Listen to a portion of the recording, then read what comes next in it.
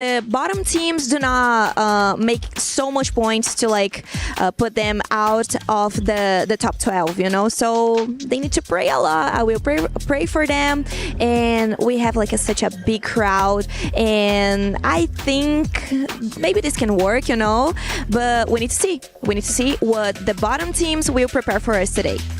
Well, I would love to see some surprises coming out from our bottom teams. We do have our Crunchyroll reactions ready to go as well. Let's see some of the emotion that is happening on the main stage. And obviously, we're going to be seeing a variety on the screen, right? We see despair, we see excitement, we see happiness, we see determination. If you're going to make it to that next stage, you can't really afford to let your emotions just run haywire, Neptune. Yeah, definitely. I mean, that is one thing that pros really need to deal with. Emotion will be thrown out the window. Just focus on the strategy, focus and make sure that you are clear on your goal, clear on your communication. Because at some point when you put so much emotion in that, whether it's excitement or sadness, and it will throw off your game.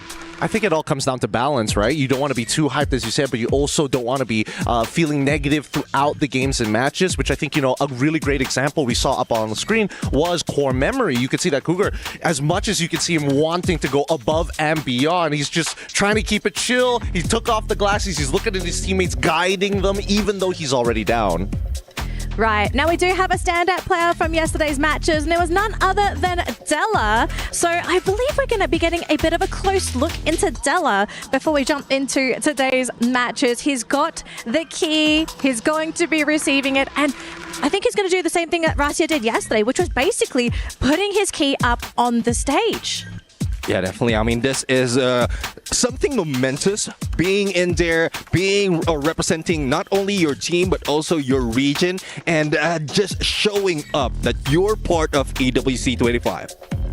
It must be a very tense moment, putting your key up, seeing Rasia's there as well, thinking, oh, can I outdo this man? I think the best part of it all, oh, please, we need to see it. We need to see the hydraulic press come into play, because I think that's what all these players are looking for. They're just like, give us a chance, just one go. I don't know if you want to look forward to it, because the question is your key going to survive, or is yours going to be crushed, right? Because 6 keys are going to be crushed at the end of the day. So it's a really tense moment. You're kind of praying here that, you know, your key stays intact. Sure, you won't get it back yet, but there's a good chance that you're going to be the winner. You keep your key and you take home 3 other keys. Okay, I have a very big question. Maybe the answer is very obvious, maybe it is not. If you were given the chance to take 3 keys from any teams and they were crushed, whose keys would you want? Oh, that's a good one. I think, tell you what.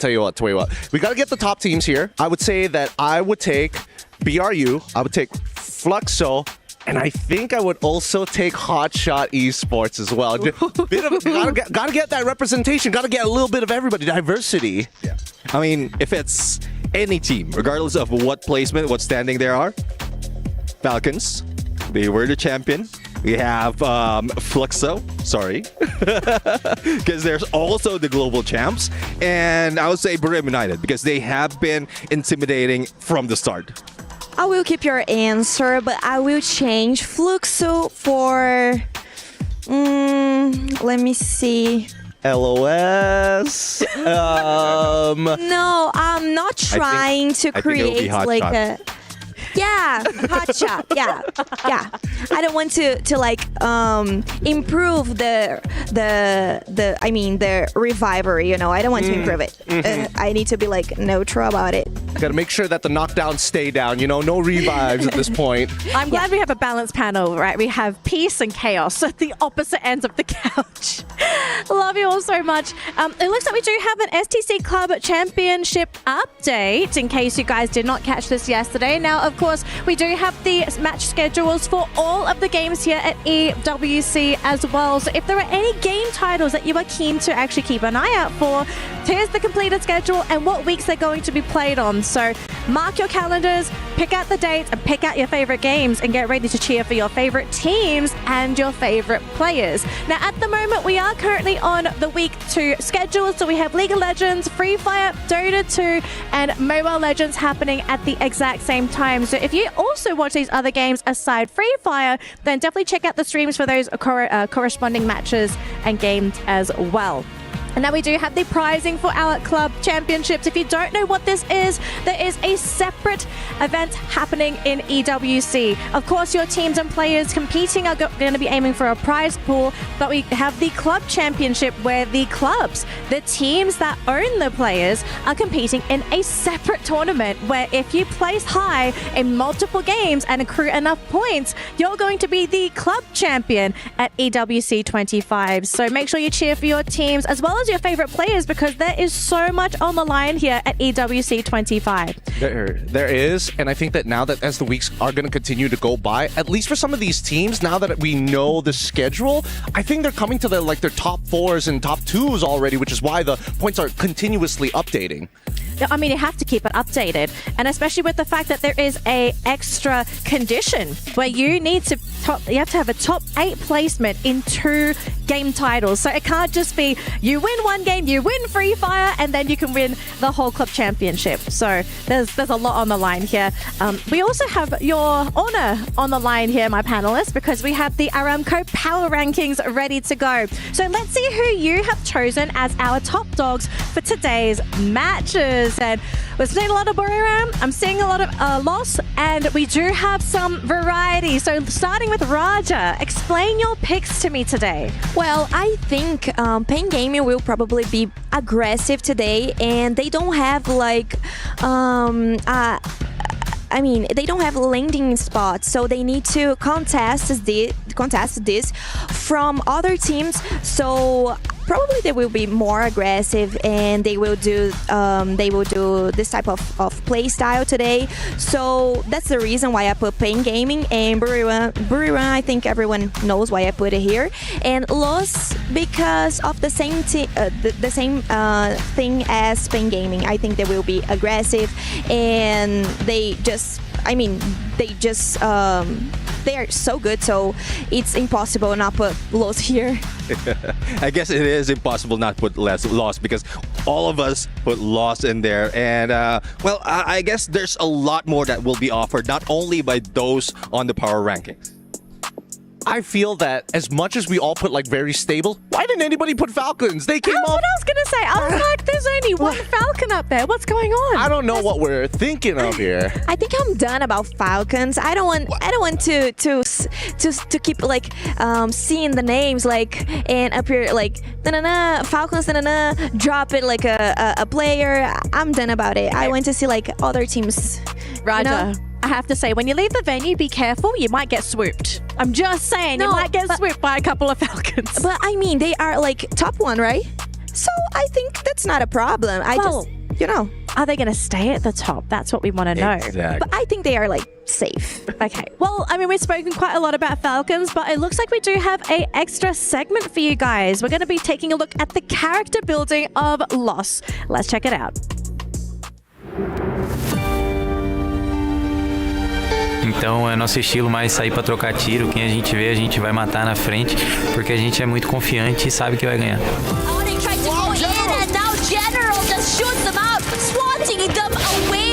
O rival vou colocar como o Flux, né? Que eles são os campeões mundiais atualmente.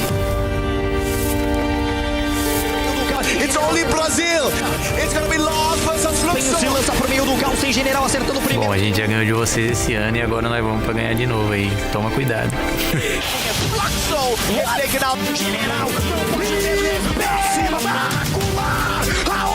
Nosso campeonato regional lá no Brasil é muito complicado, são muitos times bons, tanto que cada ano acaba mudando os times que vão para o Mundial e tal, porque a região é muito forte, então é muito complicado jogar lá e jogar contra o Flux também, que é o melhor time do mundo atualmente, mas dessa vez a gente conseguiu sair campeão. Tudo bem, ó, pra cima, como tem que ser, a direção é uma só, vambora, Rigby, já chamou na distância também, Loss!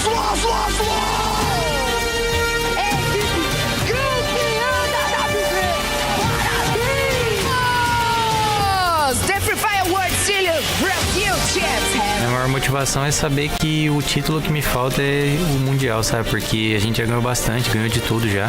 Campeonato Brasileiro, Continental, a única coisa que tá faltando mesmo é o Mundial. Então a gente vem bastante motivado para ganhar esse ano, se Deus quiser. Então, para se provar, a gente tem que ser campeão aqui e vai ser dessa vez.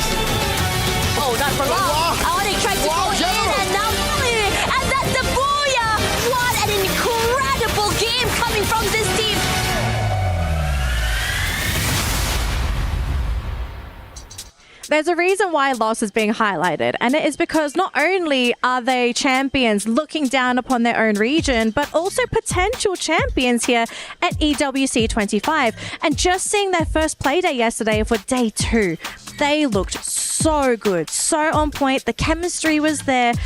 And I think the question we now have is, are they really world champion material? I think they're really close. Raja, I'm pretty sure you're more familiar with Loss than the rest of us on the panel.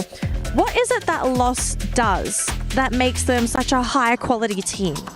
Well, I saw an interview and I also wrote it down here. I will say like the general words. Well, he'd say that they are really confident with the players' individual skills because they already have like one of the top 3 rushes, rushes from Brazil.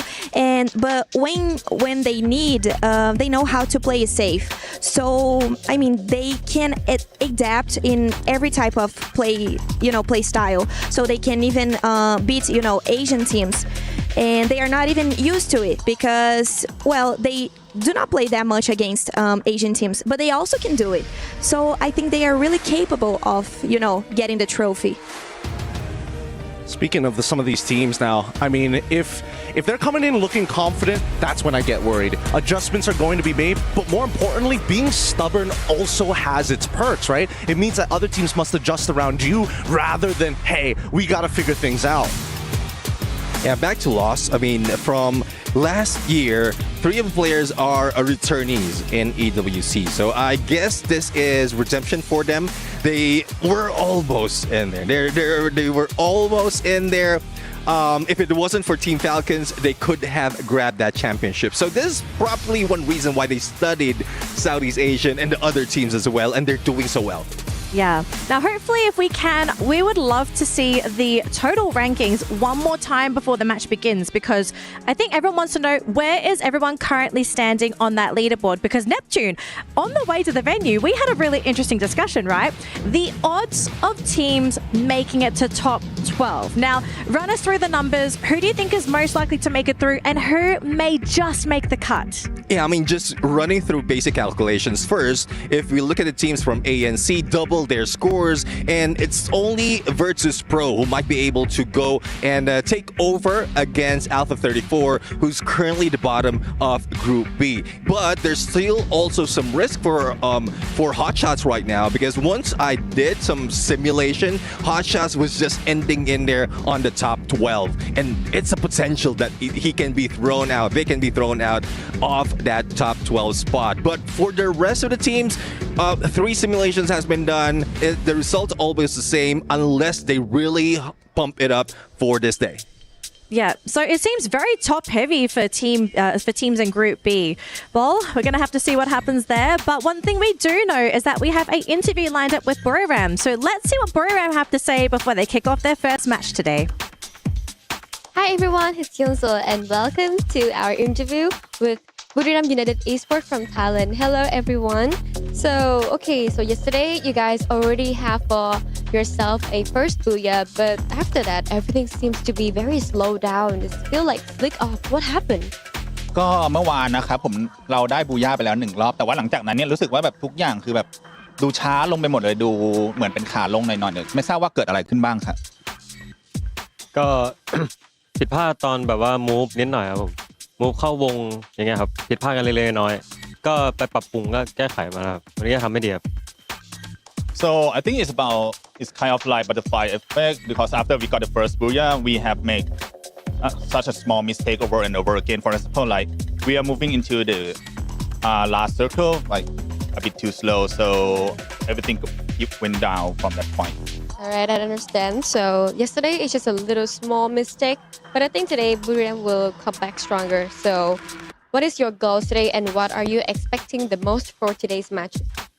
ก็วันนี้คิดว่าจะเป็นยังไงบ้างครับแล้วก็เราเตรียมพร้อมยังไงมาบ้างครับก็สำหรับเตรียมพร้อมก็เราก็ได้มีการซ้อมข้อที่ผิดพลาดอย่างหนักครับแล้วก็วันนี้เราก็น่าจะทำเต็มที่น่าจะผลงานน่าจะออกมาดีครับ So we will try our best in today's matches. So after yesterday match, we went back and like keep looking into one by one of our small mistakes that happen during the games, and hopefully we already fix all of them, and let's see what's gonna happen in today's games. I think today's Buriram's gonna be okay, like usual. They are the king of Booyah, so they're gonna make it into the quarter stage and of course the grand finals. All right. Okay, so how do we say fighting in Thai? สู้ๆ โอเคค่ะสู้ๆนะบุรีรัมย์ So to Buriram fans out there who might be a little concerned after their performance yesterday, they're not moved, they're not shaken, but they do understand what happened yesterday. So it was quite surprising, according to them. They made a couple of mistakes, and that was really why they fell out of the grouping. I think originally we kind of thought it was just a grouping incompatibility. They just couldn't play their game. I don't know about the mistakes, but it seems like they don't want to take the lead in the knockout stage. They don't want to show all their cards yet because they're preparing it for point rush as well as grand finals. Yeah, and I think for the most part of it, even though it's small mistakes, it's only, still a 60 amount of points is still pretty good. It still puts them in contention and definitely for a position for top 12. All right, ladies and gentlemen, thank you so much for sharing your knowledge on these teams. It looks like we are basically ready to go here for match number 1 between groups A and C. Teams in Group B, they can only look on and watch and hope that they've earned enough in their previous matches. But I think we're ready to fly on over to the main stage. Survivors, let's head on over to game number 1.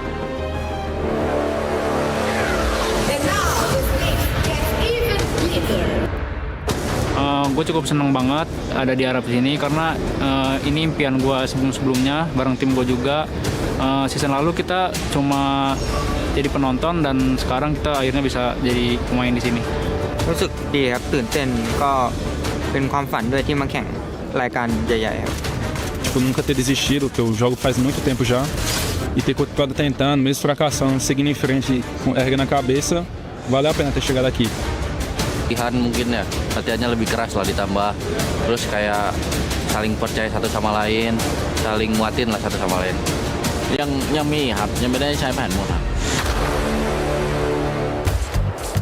Tentang semua tim di sini ya pastinya jago-jago lah ya.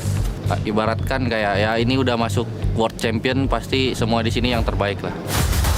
No Brasil já são times fortes lá, mas aqui é um nível completamente diferente. Cada erro, por mínimo que seja, custa muito caro aqui. รู้สึกว่าปลดล็อกอะไรหลายๆอย่างครับปลดล็อกหลายอย่างเลยสไตล์การเล่นเราด้วยวิธีไฟท์ทีมใช่ครับ A cada queda tentando jogar como se fosse a última e tentando o melhor resultado. ที่เราได้บูย่ามาแล้วเจอกันต่อรอบชิงครับ ก็ปล่อยผมเข้ารอบชิงครับเชื่อมั่นในตัวผมครับเดี๋ยวผมพาชูถ้วยครับ Sampai bertemu di final nanti. พวกเราจะเอาแชมป์กลับประเทศไทย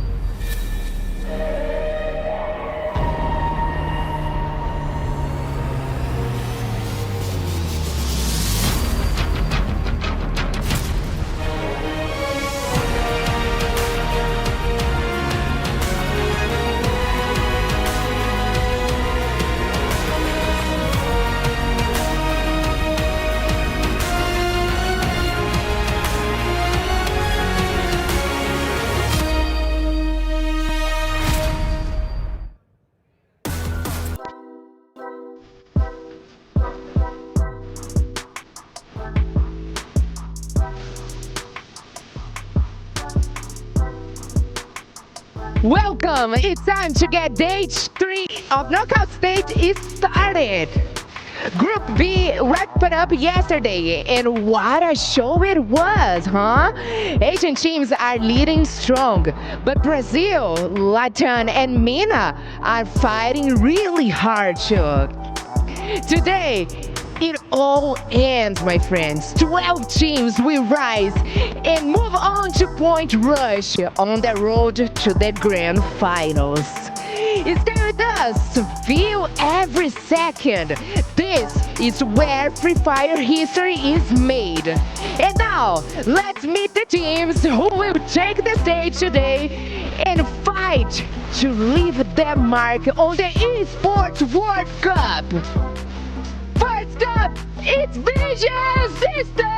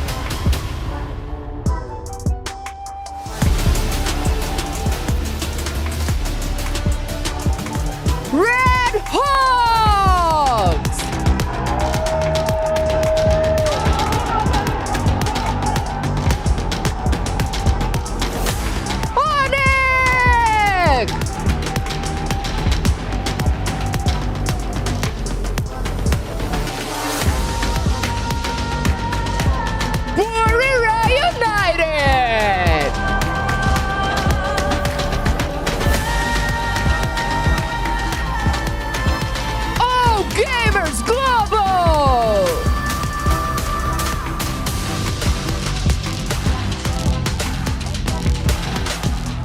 Movie Star R7!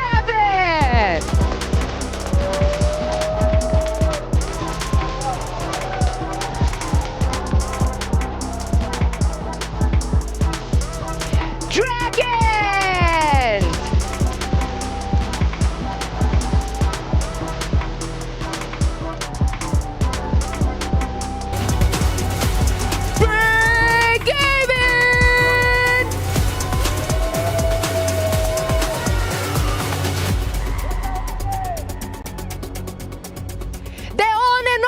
Team Focus!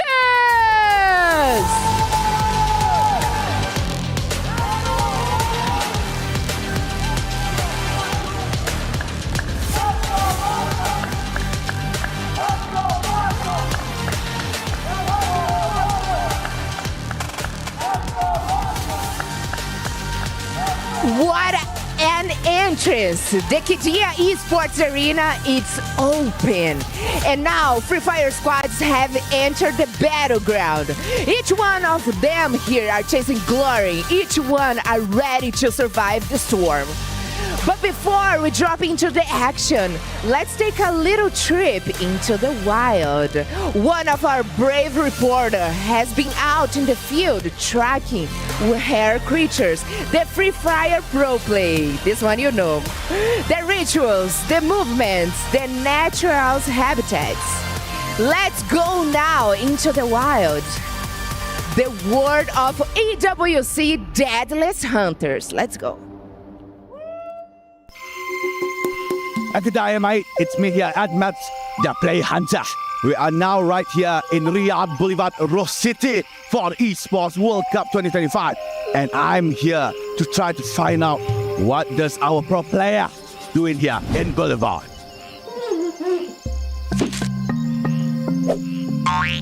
It seems that I'm lost. Can't seem to find anyone here. Could we find a pro player here to see what they're doing? Where are they? I still can't see them. I think the map's broken. Maybe here? Oh, crikey. Spots a few pro players walking. Not you. It looks like they are entering some sort of an arena. I think we should go.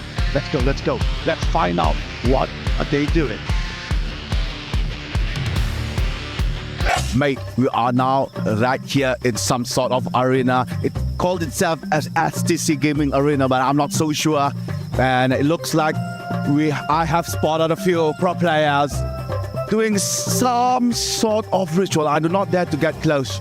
Crikey, look at that. They are trying to get the luck from the previous team that has won before. Such an amazing behavior. Nothing like that have we been seeing. They're trying to pull all the luck here from the previous winner. Oh my God, it looks like they are going away. Come, let's go. Let's go after it. Go. Crikey, that was so good. Hello, guys. Hello, I'm Map. Hello. It's a map for the play. I know. I player. Oh, you're player. Yeah. Thank you, Robert. All right, we're going to catch up towards the pro player. It looks like they are in the vicinity. Oh, they stopped. Oh, crikey. They're angry. No, they're not. They're just doing their final bow for luck. And it looks like they are going somewhere else. Let's go. We don't miss it. Let's go. We're almost lost him. Let's go. Oh, sorry. Okay, it's fine. Oh, it looks like they added another one. Now there's 3. What a weird behavior. I think this is the continuous chanting for good luck. Mate, this is something I don't see every day.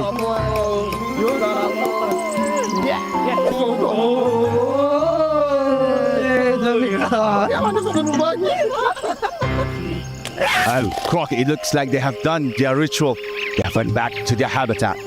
And that it's all here at Boulevard EWC 25. I'll see you guys later. Danger.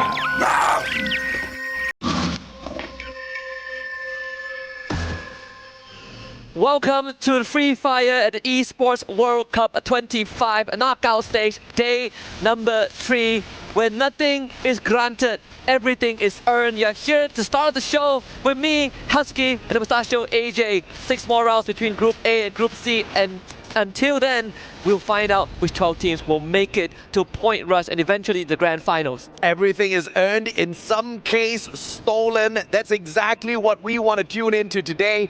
Group E, unfortunately, they have laid their chances to rest. 12 games in total. They've pulled away whatever they can pull from the competition. Alpha 34, it doesn't take a genius to figure out they are definitely not going to be at Point Rush. But the question still is in the balance. Hot shots from Pakistan. Will they make it? 87 points. That's not too much, Husky. Yeah, it's not too much, but they ended yesterday in 7th spot. Yeah. That's a spot higher than what we wanted from them. We wanted them to just be in top 8, and they did, and they went one step above. And like you said, the question is, can they still survive today? We still need 5 more teams at least to not make it. Alpha 34, they did their best to drag Hotshot Esports down, and let's see if that has paid off. Of course, there were some questions in the air. Will Fluxo make it? 106 points in total. Obviously, it's not the most up there at the top of the leaderboard. Fun fact, last year they got 102 points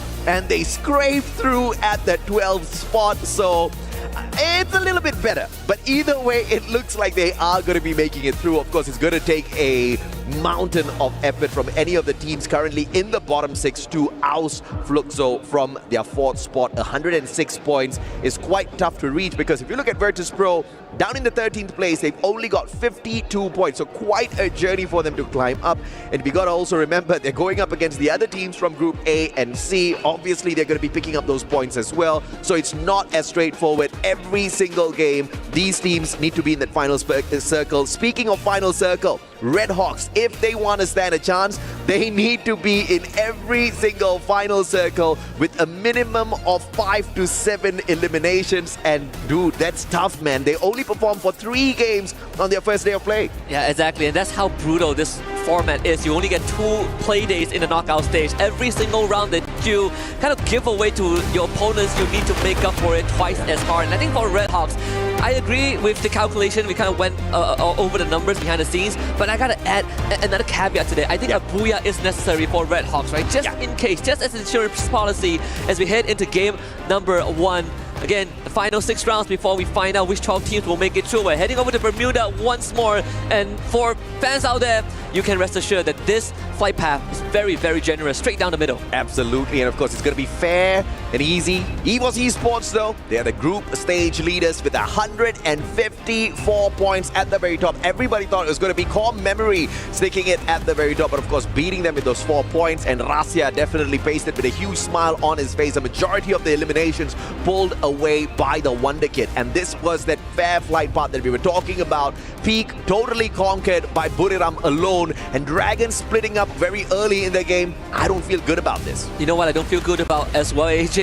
VP and Red Hawks. They both just dropped in the same spot, and we see very early gunfights, and this is gonna be very bad for Red Hawks if they don't make out of this alive. Ideally, if you can somehow beat VP, that would be great. We've seen Red Hawks pull off miracle in the earlier rounds in day one, but that's a day one thing, right? That's the thing. That's the unknown. But right now, I think VP have studied Red Hawks. They need to somehow make this work. And of course, if the Bangladeshi players want to stand a chance here, they have to play the reversal here however possible. Plasma gun in the hands of Flicker.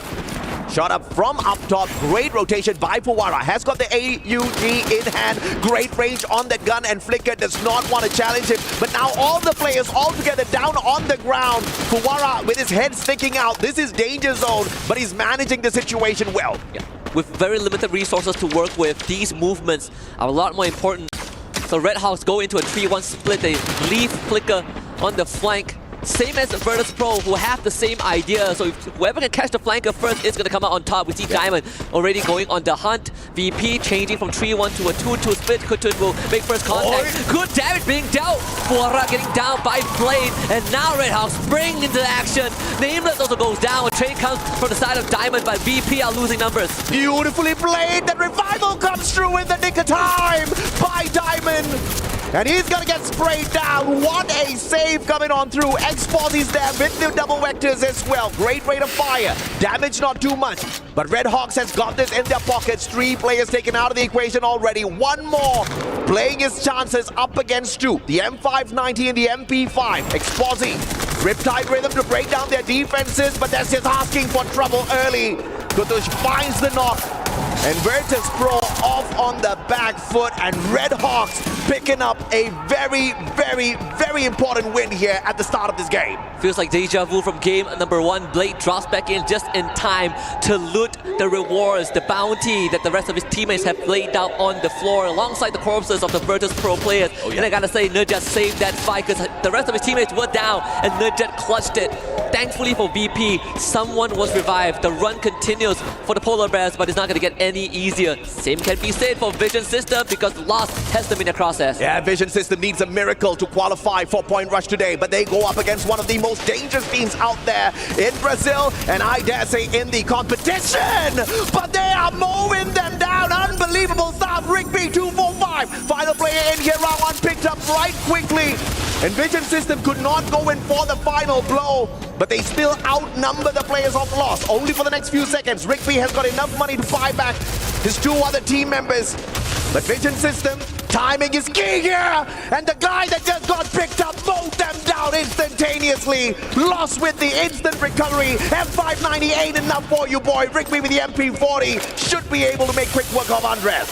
And suddenly, in a blink of an eye, Vision System Andres is forced to run away. He does have enough coins to get a revive. Ring around Rosie. Can he do this fast enough before they clear him out in round the corner?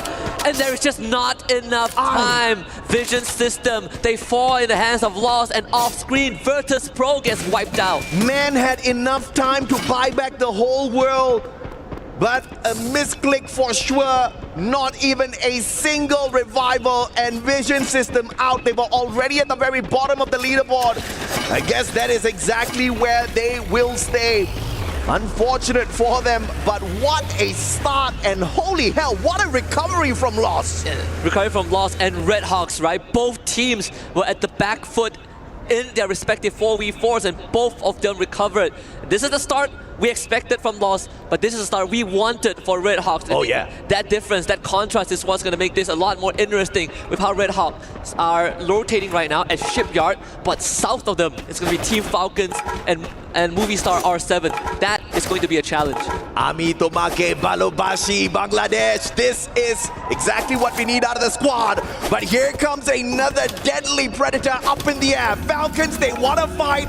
Question is, does Red Hawks have enough in their arsenal to shut them down? Dragons, on the other hand, up against Buriram earlier on.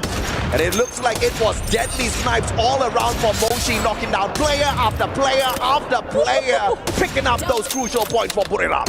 Thank goodness Dragon Esports are still in this. I'm not really sure about the state of Red Hawks though. Falcons, they are very aggressive. You're not ready, they're gonna tear you apart and into pieces. It's going to be the case for the side of Red Hawks. Kutush also goes down, and suddenly Red Hawks have been sliced in half. But Movie Star R7, they hear the gunshots, they are here to fight the Falcons. Well, two can play at that game, says Movistar R7. They want to be the movie stars here as well. One deadly predator out of the skies. Joker, VSK in hand. Great range for the gun, but fails to find any connection on those shots. They've got the players of Falcons flanked already. Peter, unfortunately for him, does not find any tags under the player up top, but here comes SWAT, and he is the clutch king of R7. Will he get the shot in? Games King, M590 in hand. Unfortunately, it is their own player that gets knocked down to the ground, and Falcon standing their ground. Kororo just now broke his ankles, but they brought him back up. See the rotation from Della. Star player from yesterday, Joker, finally pulls the trigger, and that's on fire down. Games King actually got Peter as well. Two members of Falcons down, but they need the confirmation, and they get it. Kororo now hightails out of there, hides behind the building. It's him and Limit, and a lot of members of Movie Star R7 that they need to surgically cut through, but this is not going to be easy. Limit has got the right guns here, the VSK and the AWM in hand. He just needs the right opportunity, but he's also waiting for the rest of his team members to back away so that they can play that game of revival. He's buying the squad more time, and as he stays hidden, it looks like Movie Star R7 is not detect him in this situation. Opportunity to get those snipes as the players are up in the air. Can Limit hit it?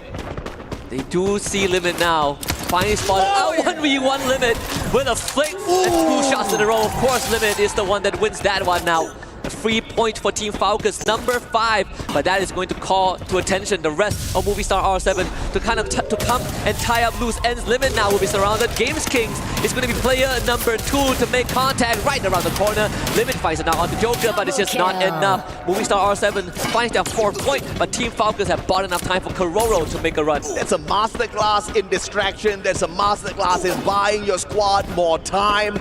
But of course, Kororo, as he gets away, I believe he flew straight into the crosshairs of Red Hawks, so we'll have to wait and see if or not Falcons can stay alive a little bit longer. It looks like the jump pad has been invested in as Kororo finds a good exit out of there. Flicker does not get that shot, and Falcons will live to tell the tale a little bit longer here. Time and time again, we've seen this out of Falcons, almost wiped out at the start of the game, and they just make that huge comeback with the booyah at the end. Yeah.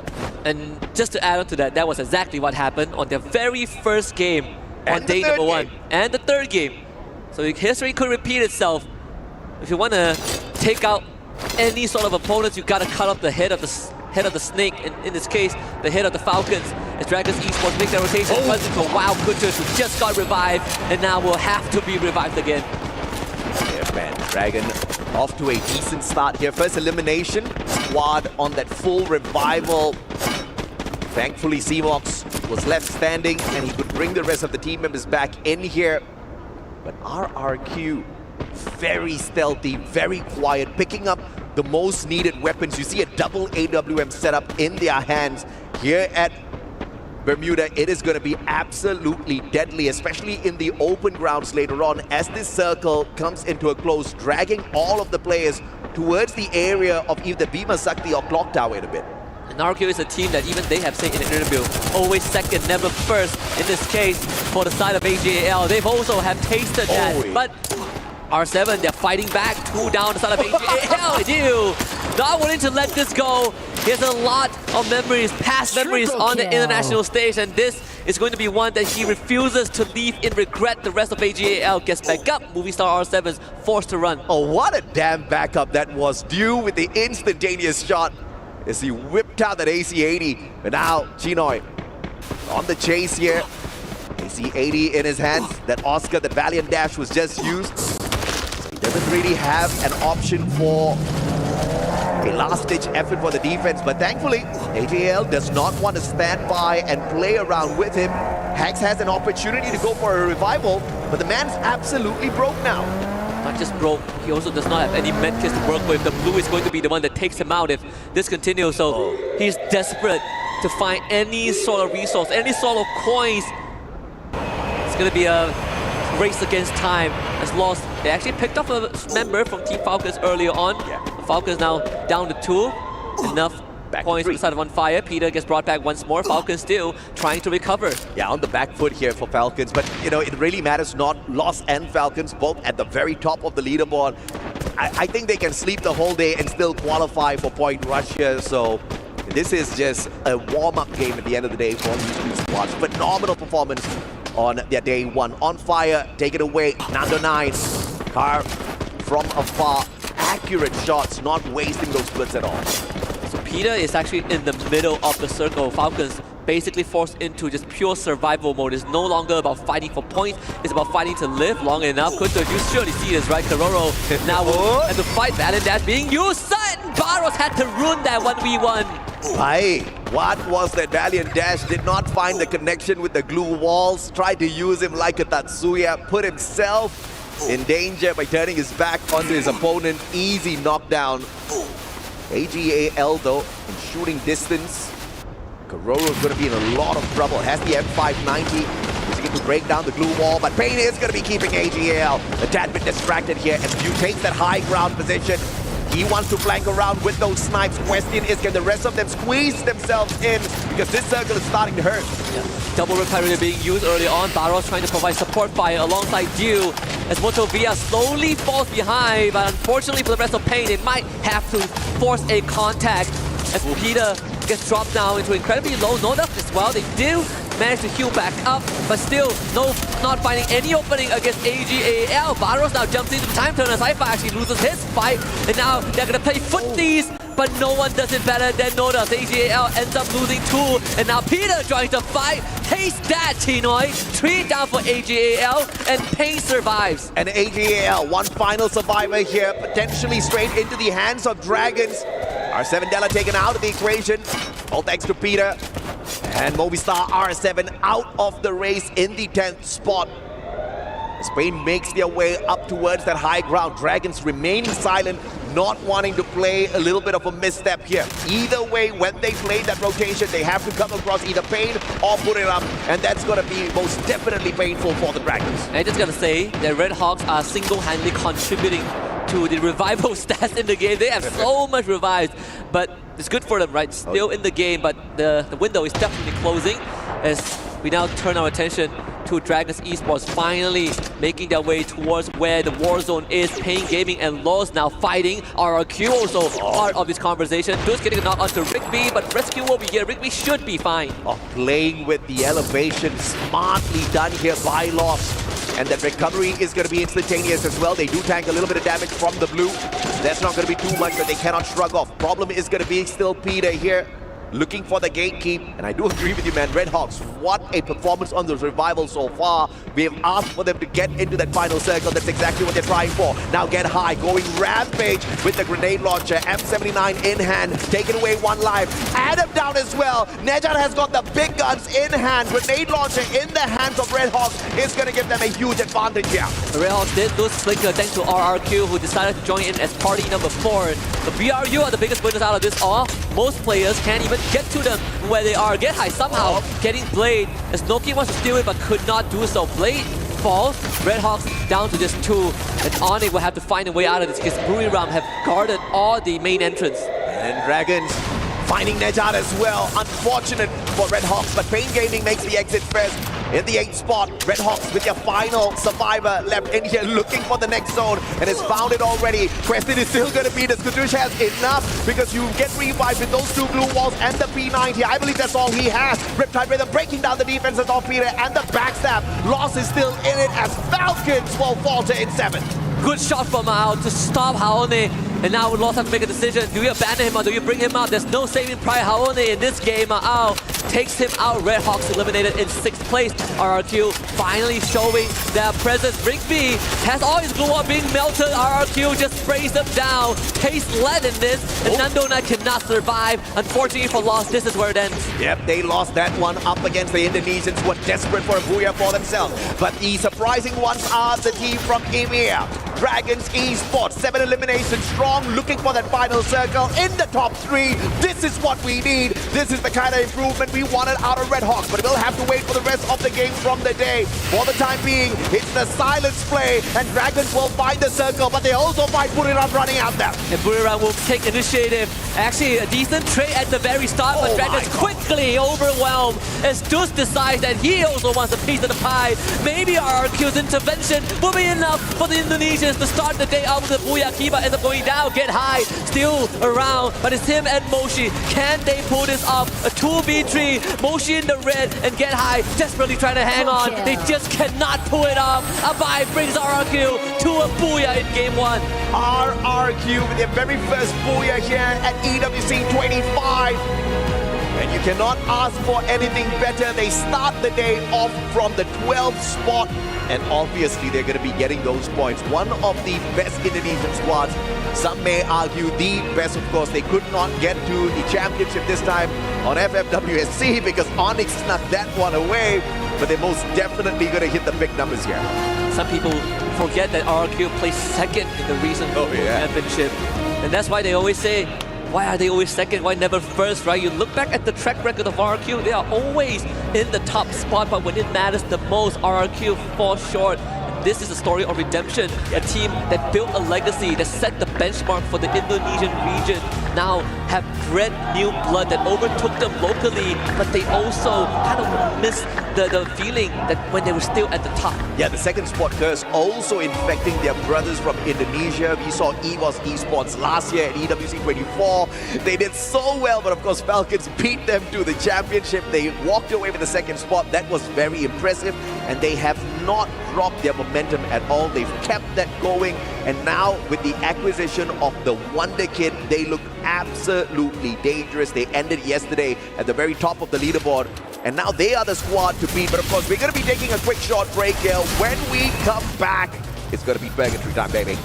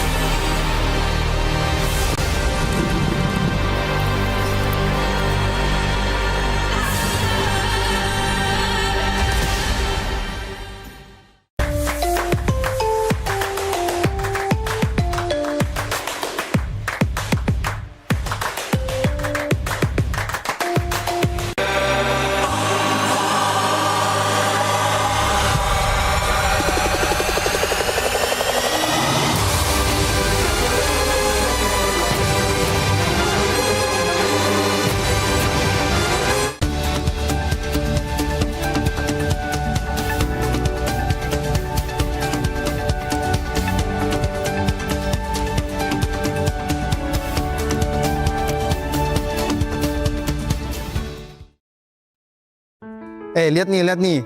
Gua pasang glue wall, gua lempar bom, terus musuhnya rata. Gimana tuh? Lu udah nunjukin ini ke kita 7 kali. Tapi setiap gua tunjukin ini keren kan? Perang dia, perang dua. Gak bisa. Gua sekarang. Knock. 3 lagi. Ngurung. Ini 2 orang ngurung nih. Tuh, sekarang gua sedikit. Mana ya, Dut? Naikin baik. Di gua nih. Parat, oi. Di gua. Masih di gua. Tahan. Mungan gua. Parat. Guys. Santai guys. Dud.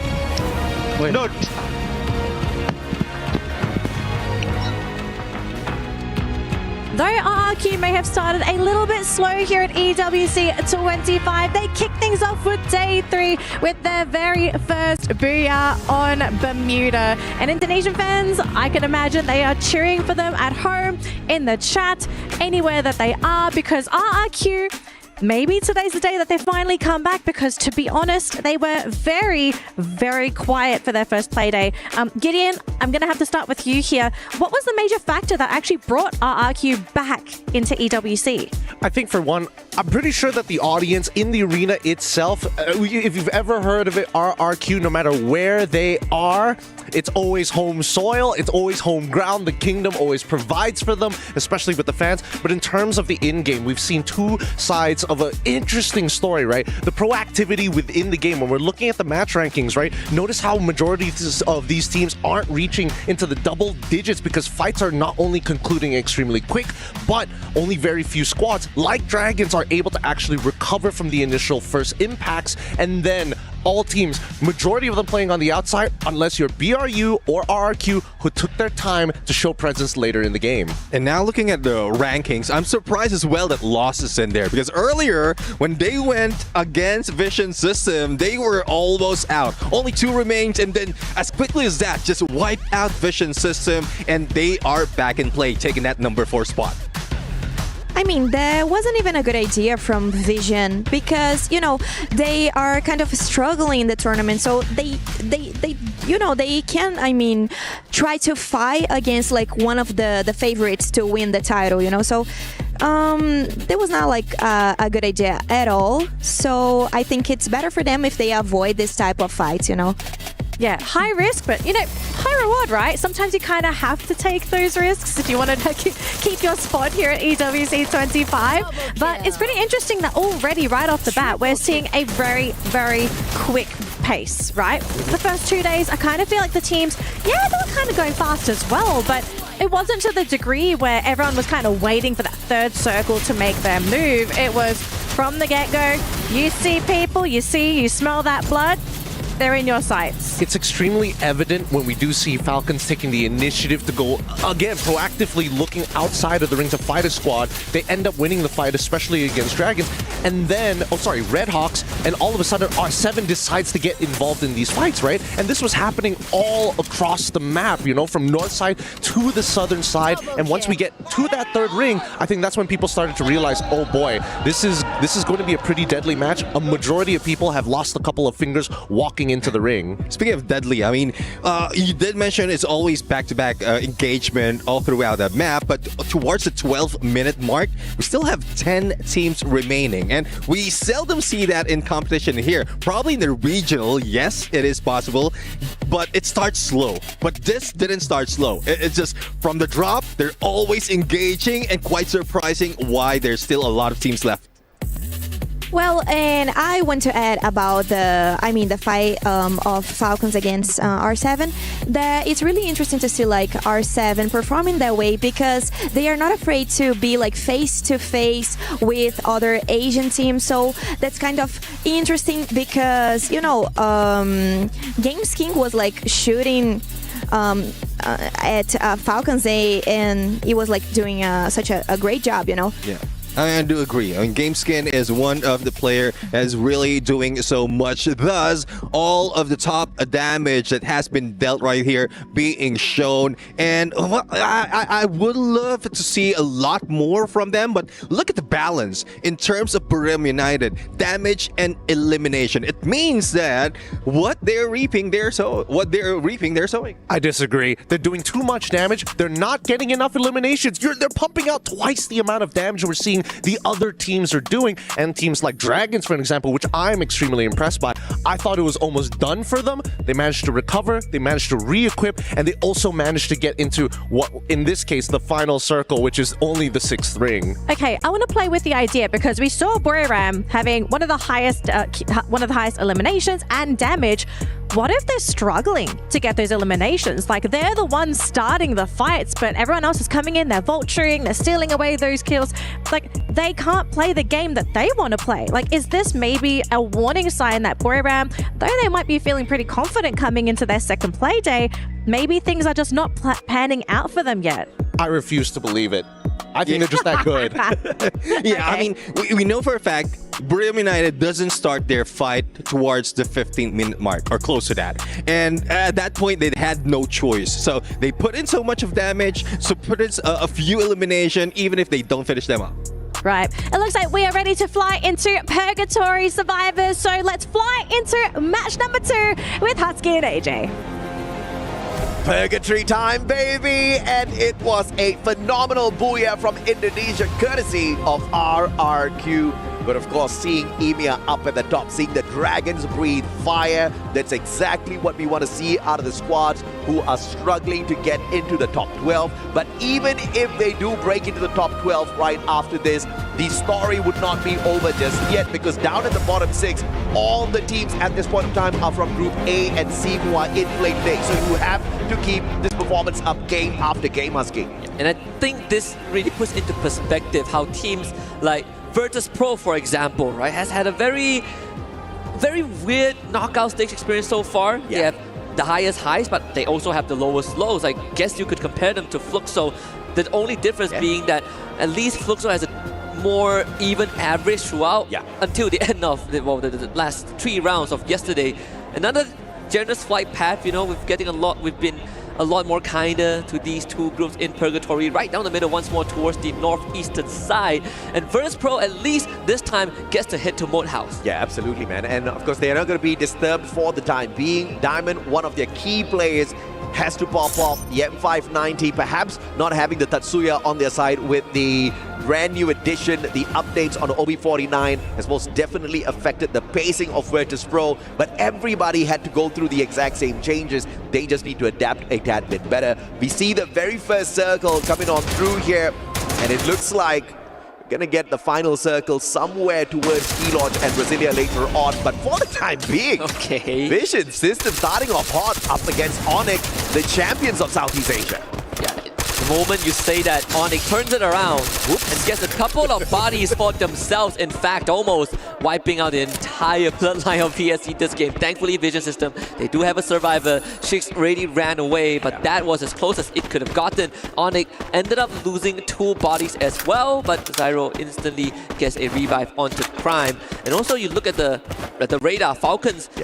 Day 1, when they did a split, it was a 3-1, 3 and 5 brigade, 1 in Lumber Mill. Now today, they dropped all 4 and 5 brigade before splitting up to Lumber Mill. They understood that RRQ, they also share that island. Absolutely, just kind of playing it safe, just in case RRQ decides to go a little bit crazy, perhaps drop slightly closer towards 5 brigade. But thankfully, none of that happened. And both the squads still alive and kicking, free to loot up as much as they want. Got a little bit of a airdrop here for Kima to pick up those medkits and blue walls from as well. But of course, the great big question is going to be, do we see Buriram buff into R7? Movistar R7 dangerously close to Marble Works.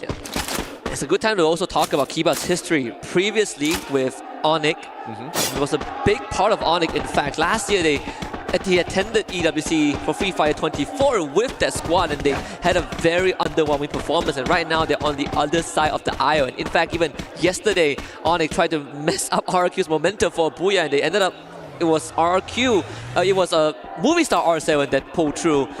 We get a ping with the Arvon that could be courtesy of BRU as they are heading towards Crossroad, but they will run into Movistar R7. Yep, now Buriram trying their best to get away here. Movistar R7 definitely in shooting range, and Della is the first player to be found. This is not good for business. Jonah also finding the tags onto Adam, gets the elimination as well. Fighting 2 squads at the same time. Not the best idea here, but Buriram has no choice. Hax runs on in, finds the sniper of Buriram. The rest of them leave him high and dry. They're looking for a safer spot to play. Games King, final survivor, double glue wall, looking for the pickup.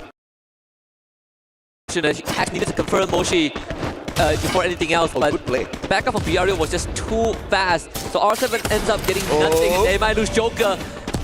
Thankfully, he's able to launch himself away in time. BRU saving Moshi, and they keep the run going. But it bought enough time for Onyx to move away, but that also might just funnel them straight into Virtus Pro. Great recovery for both Movistar R7 as well as Buriram. Games King going for the pickup instead of finishing off Moshi. And Buriram, looking at that opportunity, went back in there for the instant pickup just so that they don't have to be on the reset. Moshi gets to keep all of his loot and coins. So neither one of their progress disrupted all that too much. Of course, Movistar losing 2 players to the side of Buriram wasn't all that too fun. And like you said, Onyx playing that recovery. But now Virtus Pro finding pain. Will they get taken down early once again? Riptide Rhythm going far and wide, unfortunately, for Exposit. And he's holding his ground very well. He's taking down the glue walls of pain to discourage them. But his glue wall just now prevented Peter from getting a potential shot in. This could be a big flank. Boonjim and Nameless, they have the right idea. Are they going to run into pain? No, Goose exposed. He was not ready for that. The glue wall getting popped out. He has to isolate in his hands, but it's instantly broken down. Peter ends up taking Diamond somehow. And now VP forced into a bit of a defense mode. Glue wall melters all drop down. VP pushes them forward. Yeah, fantastic grenade pop here and straight through the glue wall. Finds Gus with the M590. Looking for Peter as well. Glue wall broken down once again. Peter, no cover for him whatsoever. Boonjim left all alone. M590 for the win, but Virtus Pro unable to undo the pain Esports delivered. And that one is going to hurt. 2 rounds in a row, Virtus Pro got virtually nothing. Oh, no. They're going to end this round with 55 points. And that is still quite far away from a qualification into point rush. They will have to talk about this. They saw Flora out for Boonjim and nothing changed. Onyx now gets a rematch against BRU right here at the Arsenal. But BRU, they do have someone positioned inside the compound. It's going to be Jonah, and Adam sees this. But what is Onyx going to do? Moshi on the flank, looking for Crime. AC-80 in the hands of Crime. He just needs that double shot. Perfectly aimed at Moshi's head to instantly cripple the flanking capability of Buriram. And both teams playing this absolutely safe. Buriram finally going in for the call on that rush, but the glue wall stopped their own defense for the side of Onyx, and they have to retreat. Grenade popped out, M79 in play. The grenade finds the tag, and Wasana does not manage to recover. Buriram with only Moshi left in the mix here. Pickup just not possible. And man has to run for his life. Very, very decisive call from Onyx, and that is going to pay off big time, wiping the floor with BRU. And this is where I gotta stake my allegiance. I gotta state my allegiance. Yeah. I agree with what one of the panelists said just now. I agree with Gideon. I think, you know, BRU, we all collectively have unanimously said that this is the only team that every single time they don't show up in a round, we said that they're saving stress. But I disagree. I think at this point it's fair to say that BRU, teams are catching up to them, right? Yeah, I mean, for sure. I think Buriram, at this point of time, it's not that it's, yes, the other teams are catching up, but also the meta has been messing with Buriram for a long, long time. Wasana used to be known as the deadliest hard hitter out there. First, we took his Drogon away, then we took his Tatsuya away. How much more will we torture this boy, Wasana? I don't know, Brazil has won 2 years in a row. It's about time we get something back, right? They were the reason, or I hope they were the reason, Skylar got back into the meta, and now Homers is buffed. You know, Intel gatherers have all been buffed. Yeah. You see Falcons up against RQ. Abe actually took a shot in the face. As we take a look at a bit of a highlight, some good engages earlier on, but we're going to keep our attention on what matters more. Falcons are actually taking down members of RQ. Yep, finding the first one, but RRQ has got decent enough distance between themselves as well as Falcon to hightail it out of here. Got to fight up against the blue though. Tanking damage from the second circle isn't going to hurt that too much, so RRQ not really playing big risk gameplay here. Just needs to go for that long rotation round. Unfortunately, R7 might just bump into them, so we'll have to catch up with that action in a little bit. Aone on the bike, making a lot of noise, but thankfully nobody around them to find the Punisher with the snipes. Funny enough, there is a UAV hovering on top of them, and we saw a loot drop as well, an airdrop. They are going to be right smack in the middle of two teams, Dragon Esports, Vision Systems. Well, make that 3 teams because AG, AL are around the corner.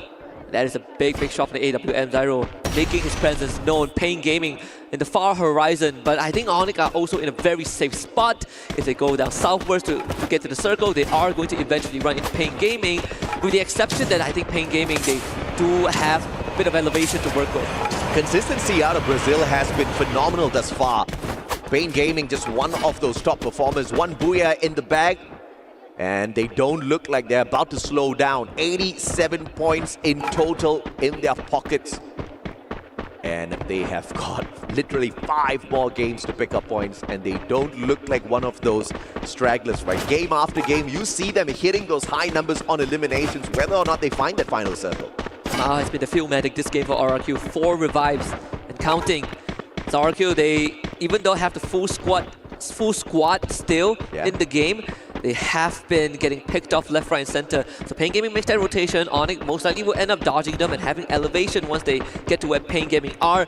There is a choice that Pain Gaming could make, right? Take the zip line down to the next location, close to a vending machine, but far away enough from the rest of the teams. This next circle is going to be crucial. Teams all spread out on the map.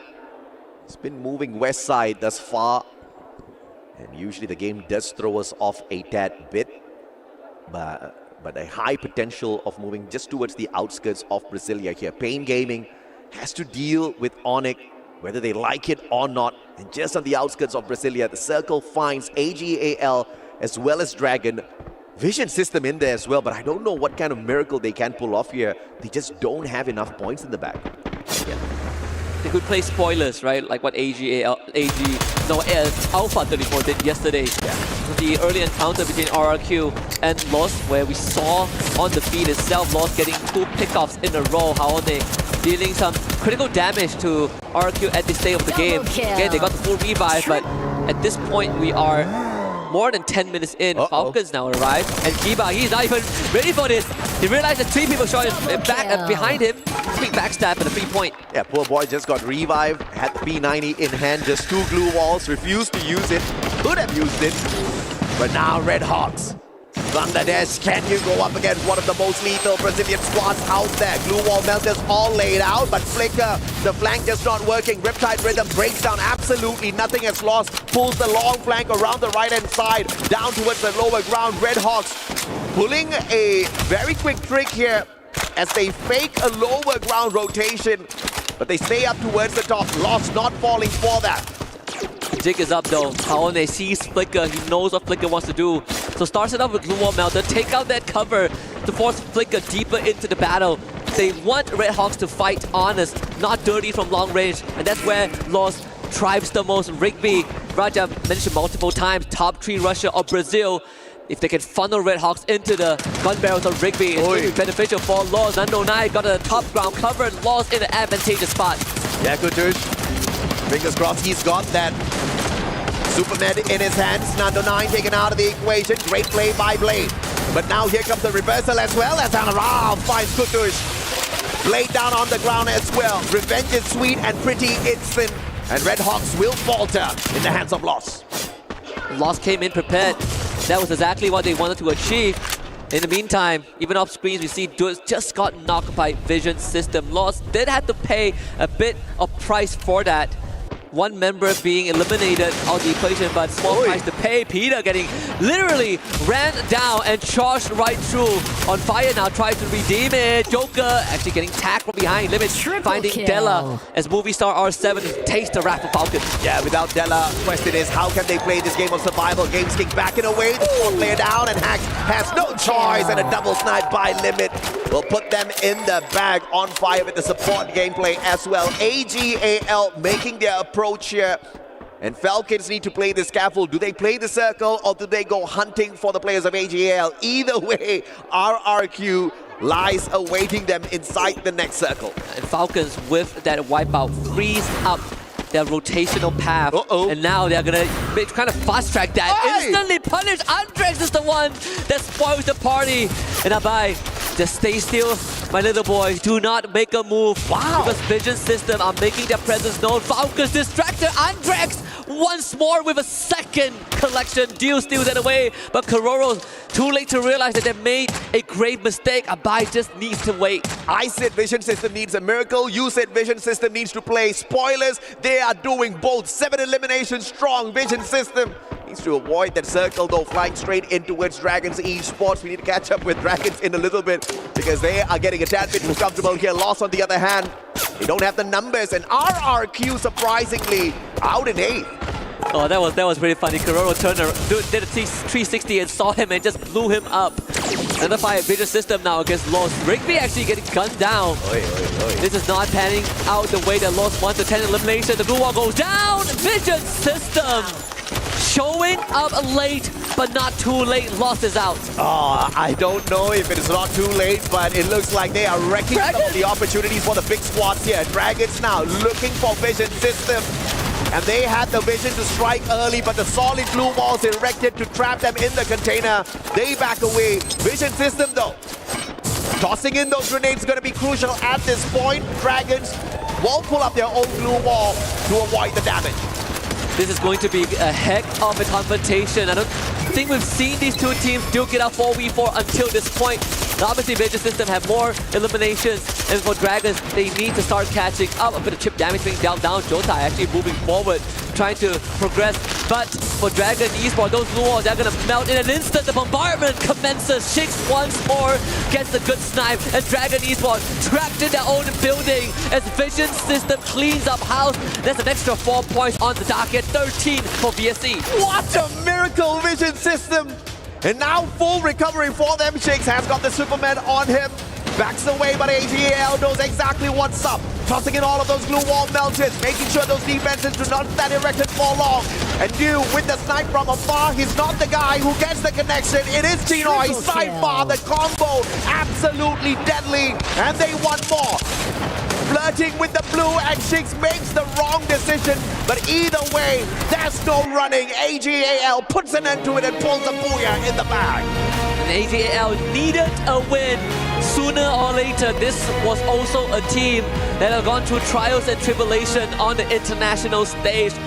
A few years ago, Dio was at the height of his career, finishing, I believe, top 4 in FFWS 2022 in Bangkok, Thailand. And ever since then, he has not been able to return to that prime form, whether it's an individual struggle or a team synergy problem. AGAL right now is his best chance, and with this booyah, they are going to remind everyone that they have been contenders all along. Oh yeah, absolutely, man. I mean, what a great play from the teams that desperately needed the points, right? 3 out of 4 teams in that final circle are currently sitting in the bottom 6, and Vision System with a stand-up performance. Unbelievable stuff. We have never seen them in that mode. I guess desperation sometimes brings the best out of you. Not only that, when we finished match number 1, I believe the coach of Vision System, they gathered everyone around and gave them a pep talk. Maybe that was the boost that Vision System needed to get close to the top 3. A booyah would have been great, but this second place finish is good enough for now. Absolutely. We've got an interview on the stage for you guys as well. Aski and I will be right back with you. Wow, what amazing matches we have watched so far, and for sure, today is a day for us to never forget. The last day of the knockout stage. And of course, we have to take a word with the first booyah, the first team that got a booyah here today, which was RRQ from Indonesia. And I have here with me Abai. This guy here doesn't need an introduction because you all know him. Okay, so the first match was incredible for you guys. You got a booyah and you all wiped 2 big teams, Los and Buriram, who are also leading the standings, in the top of the standings. And I would like to know, how are you guys feeling right now? Oke, tentunya di sini kalian berhasil mendapatkan booyah di map pertama dan juga kalian berhasil nge-wipe 2 tim yang teratas di saat ini gitu. Dari Loops dan juga Buriram. Bagaimana perasaan kalian saat ini? Senang. I'm just happy. You gotta say more, Abai, please. Nggak senang. Yeah, I think I'm just happy. I don't know how to express it better. Okay, that's fair enough. Okay, so I have already said today is the final day for knockout stage. What was the main strategy for the teams? What was your mindset going before start the day? What do you guys have? What talk do you guys have back home to start the day? Oke, tentunya di sini juga merupakan hari terakhir dari knockout stage. Kita pengen tahu gimana apa sih rencana atau strategi kalian di hari ini dan juga apa sih yang kalian bicarakan tentunya sebelum bermain di hari ini. Dari poin kemarin kita ya saling menguatkan aja. Terus hari ini mungkin kita cari poin kill sebaik-baiknya sih. I think what we learned from yesterday is that we just need to communicate better and we just need to talk about what we want to do better. And for today, we just want to get as much kill as possible. That's probably really good. For us to finish the interview, I would like just have one more question. Is there any specific team that you would not like to advance for the next stage, for the grand finals? Apakah ada tim yang kalian nggak pingin untuk bisa lanjut ke babak selanjutnya? Fluxo. Okay, well said. We have heard enough from Abai. Thanks so much for the interview. I wish you all the best of luck for the next matches. And we will see if you guys can make to the finals. And that's all. Right now, we are going to go for a quick break, but don't wait up, because we are going to have way more action right here in Esports World Cup with Free Fire.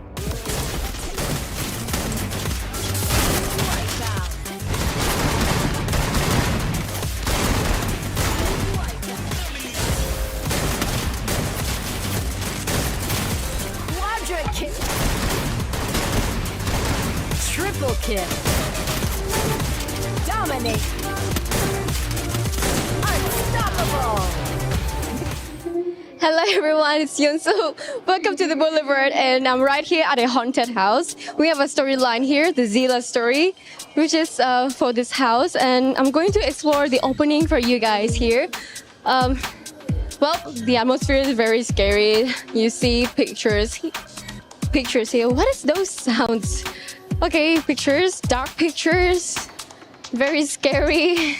I don't know what is await me there, but I feel so scared and anxious. Why those pictures look so scary? Oh, that is a dead body.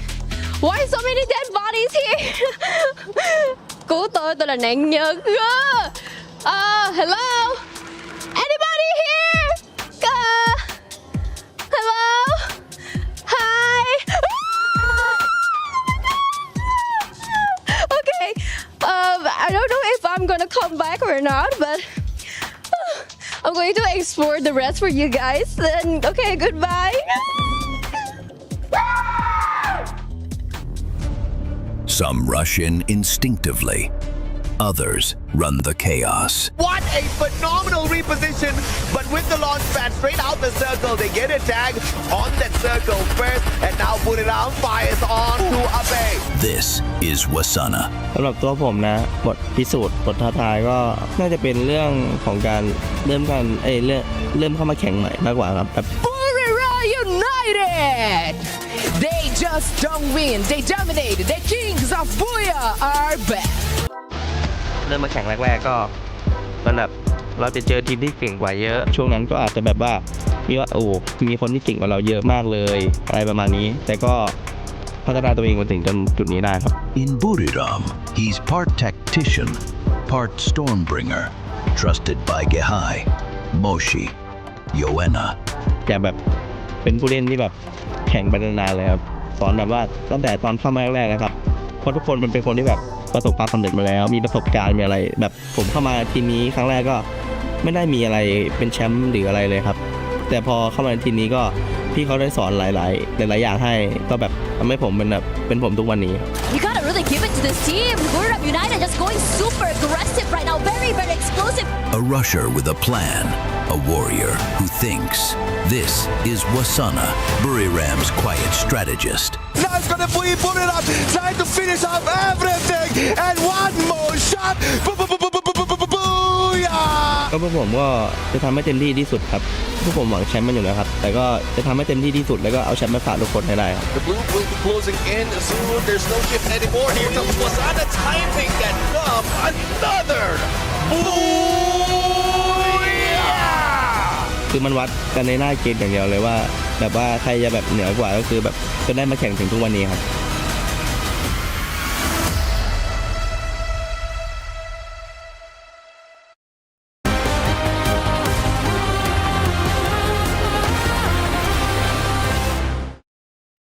ปลาเขียวให้กูไม่มีระเบิดนะไม่ชิดดิไม่ชิดดิหรอชิดดิกูหน่อยชิดดิกูหน่อยเขียวอยู่ไอ้ปลาระเบิดอยู่มากูไปชิด100ไปโดนระเบิด100ชิดมาเล่นกับกูหน่อยมาไว้หน้าผมพี่ฟ้า100ชิด100ดาว100ชิด100เลยดาวเอ้ยกูหน่อยไอ้วอลกูหน่อยไอ้2ตัวกูปัญญาพี่ฟ้ากูปัญญาพี่ฟ้าอยู่ปีนะดาวตัวเดียวแชมป์ไม่เหี้ย70ตายมาเลยเหี้ยแต่ว่าพี่ฟ้าทีเดียว เฮียกิลดาเมจ1,400สูงคิวไอ้แสบพา AGAL lock in our second booyah of the day, and things are really starting to heat up because the bottom of the bracket are hungry. We have gotten booyahs from teams that are currently sitting outside of that threshold of top 12, and they know they need those points. So all of a sudden, we're getting a very interesting match day where it's not a battle between the Titans at the top.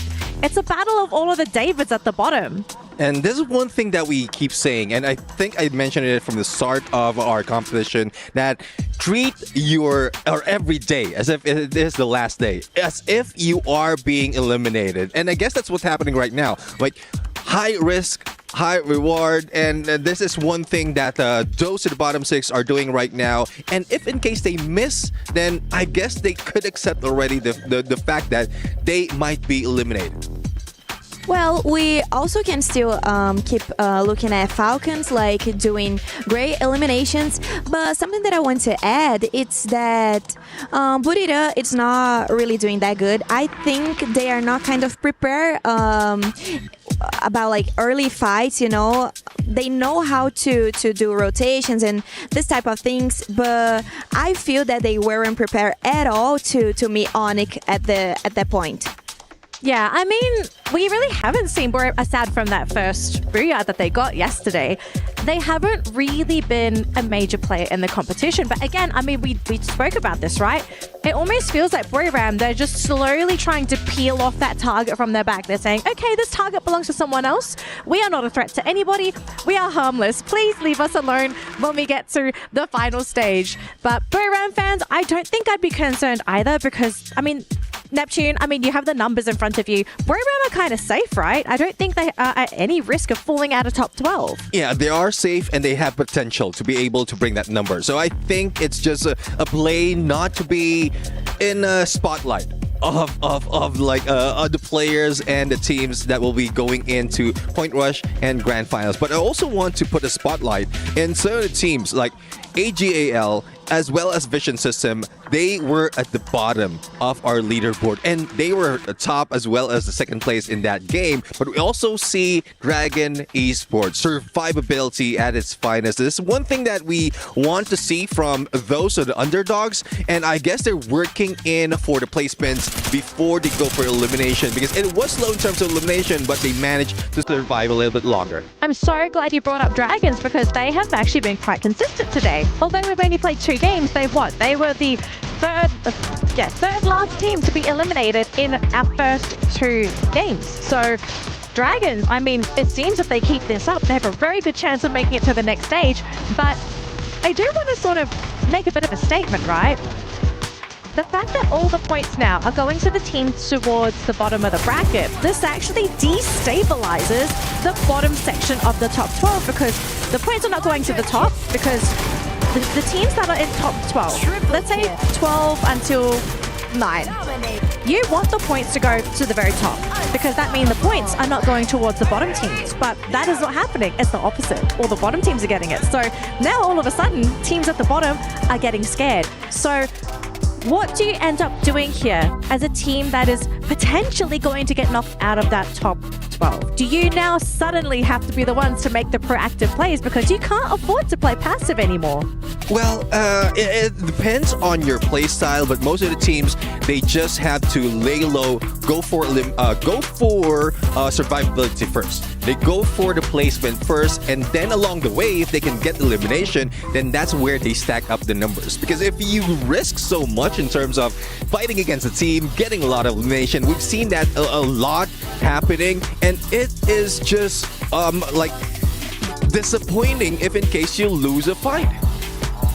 It would be. Now here are the overall rankings, ladies and gentlemen, the updated overall rankings. So we're still quite early in the day. Now, of course, we are still seeing a lot of teams from Group B very high up on that leaderboard. But as we continue to play and more points are distributed between Groups A and C, we will start to see a more finalized list of our top 12.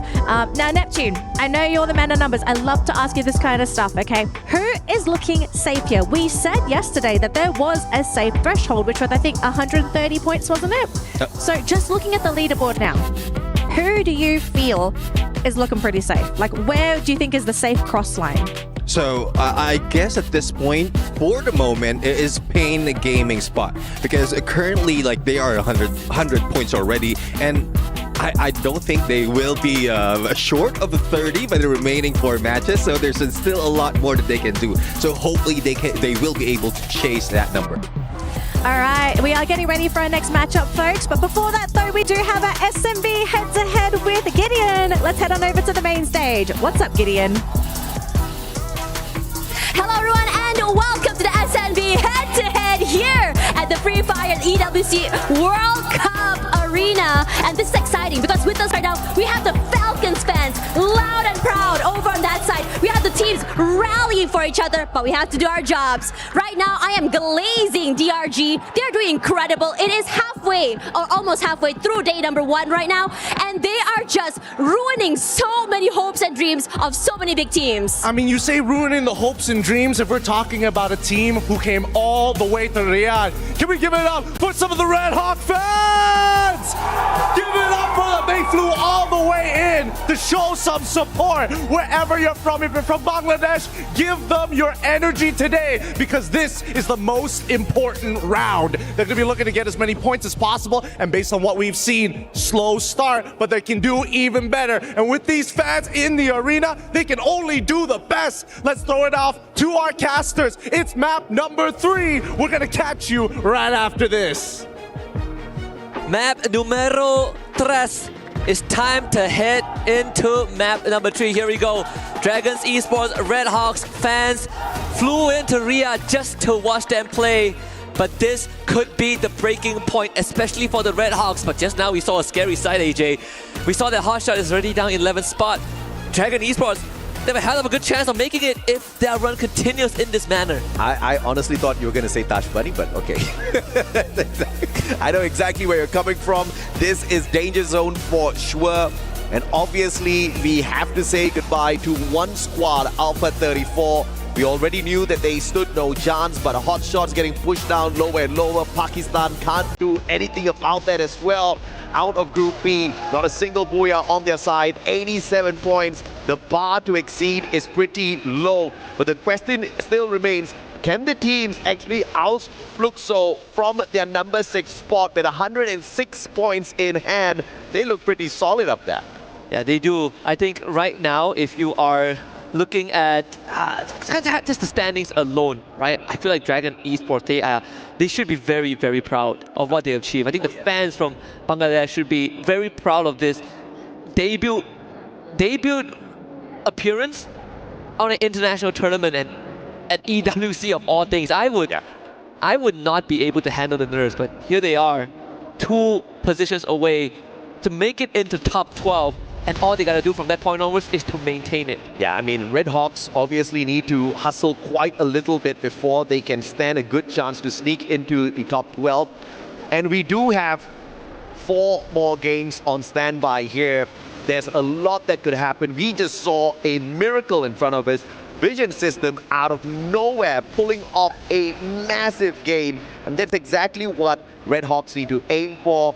The safe plays are not going to cut it anymore. They are on the chopping block. If they don't go crazy, if they don't get aggressive looking for these important points, they are not going to stand a chance.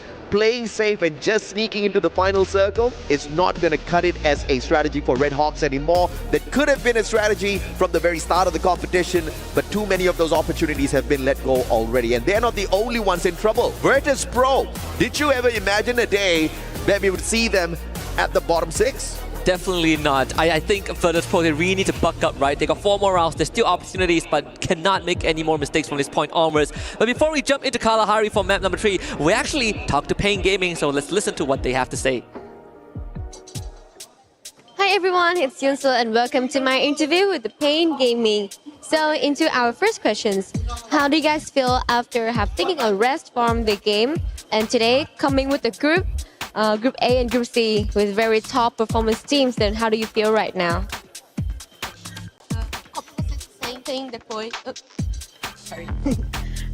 Como vocês se sentem depois de ter esse dia de folga e agora jogar novamente com o próximo grupo? É bem tranquilo, porque a gente já jogou o primeiro dia já. a gente já tem uma noção do que fazer no terceiro dia, porque é muito bom jogar o último dia para sempre ter uma vantagem de pontos. He said that they are confident and they are okay with that. And playing the third day, the last day, is always good because they know they saw all the other teams and everything, so they are fine with that. Good, that is a great spirit that I love to hear. So what about loss? How do they feel about losses? Yesterday, loss was very high. Ela perguntou como vocês se sentem agora com a Luz, né, que foi muito bem ontem e tudo mais. Como tá pra vocês esse sentimento? Bom, é sempre muito bom times brasileiros desempenhando bem e, querendo ou não, nossa meta é ser o melhor time brasileiro e ser o melhor time da competição e ter essa disputa saudável com eles, né? Tentar passar eles hoje. He said that for us, with the Brazilian teams going well, we are so happy for them, but we want to be the best team on Brazil and win the championship. So they are happy for them, but we'll beat them today. I understand. So last questions to end our story here. What are you guys expecting the most for today's games? O que vocês esperam de hoje, dos jogos de hoje e tudo mais? A gente espera um jogo mais agressivo, um jogo também que a gente tá visando tirar algumas equipes para a final. E é isso. É um jogo mais agressivo que a gente precisa buscar fazer pelo menos aqueles 30 pontos. Tá um jogo mais calmo para nossa equipe e algumas equipes precisam pontuar, principalmente a equipe da Ásia. Our coach says that we need to be more aggressive today, and we need to make at least 30 points. So we are looking for this aggressive game today, and we know that some teams need to make some points too, and we are here to beat them. All right, I think it's enough for today. And of course, today's game is going to be the last day of a knockout stage. So everything is going to be very intense because we only have 12 slots to go into the finals. Let's keep support for our team. Of course, support the best Brazilian fans, support for your favorite team. Here I have with Pain Gaming. Good luck to you guys all today. Fighting! Pain Gaming ready to deliver the worst to their opponents to keep their spot here in the top 12. At this point of time, they've got 101 points in the bag. That should be good enough, but I'm very sure they want a few more, Husky. Yeah, I like how the coach was managing expectations. I want them to get 30 points. Yeah, come on, you can get 30 points in one game. And fun fact, Pain Gaming actually in the community tournaments, right after the FFWS Brazil in the earlier season, they actually took out teams like Los and Fluxo. Oh yeah. So there is a storyline right now that we are getting closer to its conclusion, where there's a universe. We make it to Point Rush. If Fluxo doesn't make it, it means that the other two teams that have bested them and put them second will be there. Pain and Loss. Can you believe it? I most definitely can believe it. Anything is possible here on the world stage. Anything is possible at the Esports World Cup. And here you go. The teams in danger. 6 of them. Red Hawks, one of them. They need a miracle for sure. Vision System just showed us what sort of a miracle they are capable of. And obviously, we want to see a little bit more from the Chilean squad. AGAL, though, at Foundation. And very early gunshots here. Not so sure exactly who's aiming for their heads, but they should be pretty safe. I believe we saw a player from the side of RRQ quickly sneak away from Foundation. Very sneaky from RRQ, trying to take over 2 compounds at the same time. Yeah, it was Abai. He fired a couple of shots, and he's like, okay, I'm going to go back to where my team likes the most, which is Refinery, and that has always been the headquarters of RRQ. Goes actually out in the open, finds an airdrop. Bit of a lady luck to say, fortune smiles upon the bold. Pain Gaming so far have really been tearing it up. Well, this next circle should give us a rough idea as to how the movements of the squads will go. Circle 1 still pretty balanced in the middle. Just moving down south side a tad bit more. And Red Hawks. The read is pretty accurate from a lot of these squads, but Red Hawks getting into a little bit of a tussle here at command post. Not the best of things to happen to the squad that needs a miracle in terms of points. And Nejad could not get away. Climb, dropping down like the god of death with the M590 delivers exactly that. I felt like Red Hawks made the wrong read. Because command post is an Onyx place to be at. They made the rotation straight in. And now Onyx are going to chase down as much Red Hawk members as they can. Kutush will be the first point of contact. Ducks away to the sub. There is a chance for them to lead Onyx into paying gaming, but if you are Redhawks, you cannot be in a position where you are just running for your lives. In this case, they don't really have a choice. Kutush puts up the glue wall, but it's only a matter of time before Noki blasts through that, and Kutush will just have to fight for his life. Doesn't have the health bar to do so. 3 points for Onyx. I had the right gun, just did not have the right timing there. That plasma gun had enough bullets in the mag to continue spraying on for days. It just didn't help the fact that the assault rifles are now doing more damage to those glue walls. Glue wall melters are very useful, but the assault rifles will bring them down in no time as well. Zyro actually making a rotation down to the southeastern side and run straight into BRU. So that's going to be some information given over to the team. Instant revive for Onyx. Nothing much was lost in the process. Zyro opts to drop back to command post, even using the binoculars. As we turn our attention to Mammoth, that's where Redhawks escape to. They will be near Pain Gaming as Movistar R7 takes on Falcons. Great recovery here for Redhawks. The double revival will still keep them in play. R7, no Riptide Rhythm's gonna block him. The chrono popped instantaneously. Doesn't take any damage whatsoever, on fire. Backs away to the rest of his team members as Della is found. Peter with the aggression on fire though. Misses by a single second. Circles around, finds another window, calls for backup into Roro as well. Electrotherapy on play, but it's not enough. On fire though, keep the squad in play. On the drop of the M5's 90. And the pickup is not too troublesome at all. Falcons making quick work of Movistar. Yeah, Games King try, he really did. Joker was able to run away to confinement. There is a vending machine there. They should have coins to get a revive going. AGAL not doing that well. Cypher and Barrows removed from the equation as lost now. Tosan Lane actually a bit of a ricochet. Dew able to jump away. Can they pluck him out of the skies? Dew is going to land, but General and Haone is on the case. Trying to go for a swim. That first one is going to miss. Shooting fish in the barrel. Dew makes it to dry land, but Lost continues the pursuit. Good double glue wall, and Dew sends the response. He's got the M82B. Riptide Rhythm breaks down the defense. One more shot required, and Dew missing the final opportunity. Haone stepping on out. Dew taking on two players at the same time, but not enough glue walls to keep him safe for long. Dew finally is sacrificed, but bought the squad enough time so the rest of them could get away. Saved by a tree, General, ducking behind nature to keep himself in the running. Dew going down puts AGAL at once more another precarious position. Sure, the revives come true, but they've lost big weaponry. Vision System, the second place finisher in the previous round, now finds themselves head-to-head with Dragons Esports, the two teams that both Gideon and Tash mentioned earlier on in the head-to-head. Dragons not too far away from the top 12, but once again, the teams that they're going up against here in the bottom 6 are mostly from Groups A and C who are in play today. Alpha 34, the one squad that can't do much about their position. Hot shots as well. So 2 spots guaranteed. In order to make more, they need to push Fluxo out of the leaderboard here as well. And that is most definitely going to take a massive amount of points. Vision System, I wonder if this miracle play can continue for them though.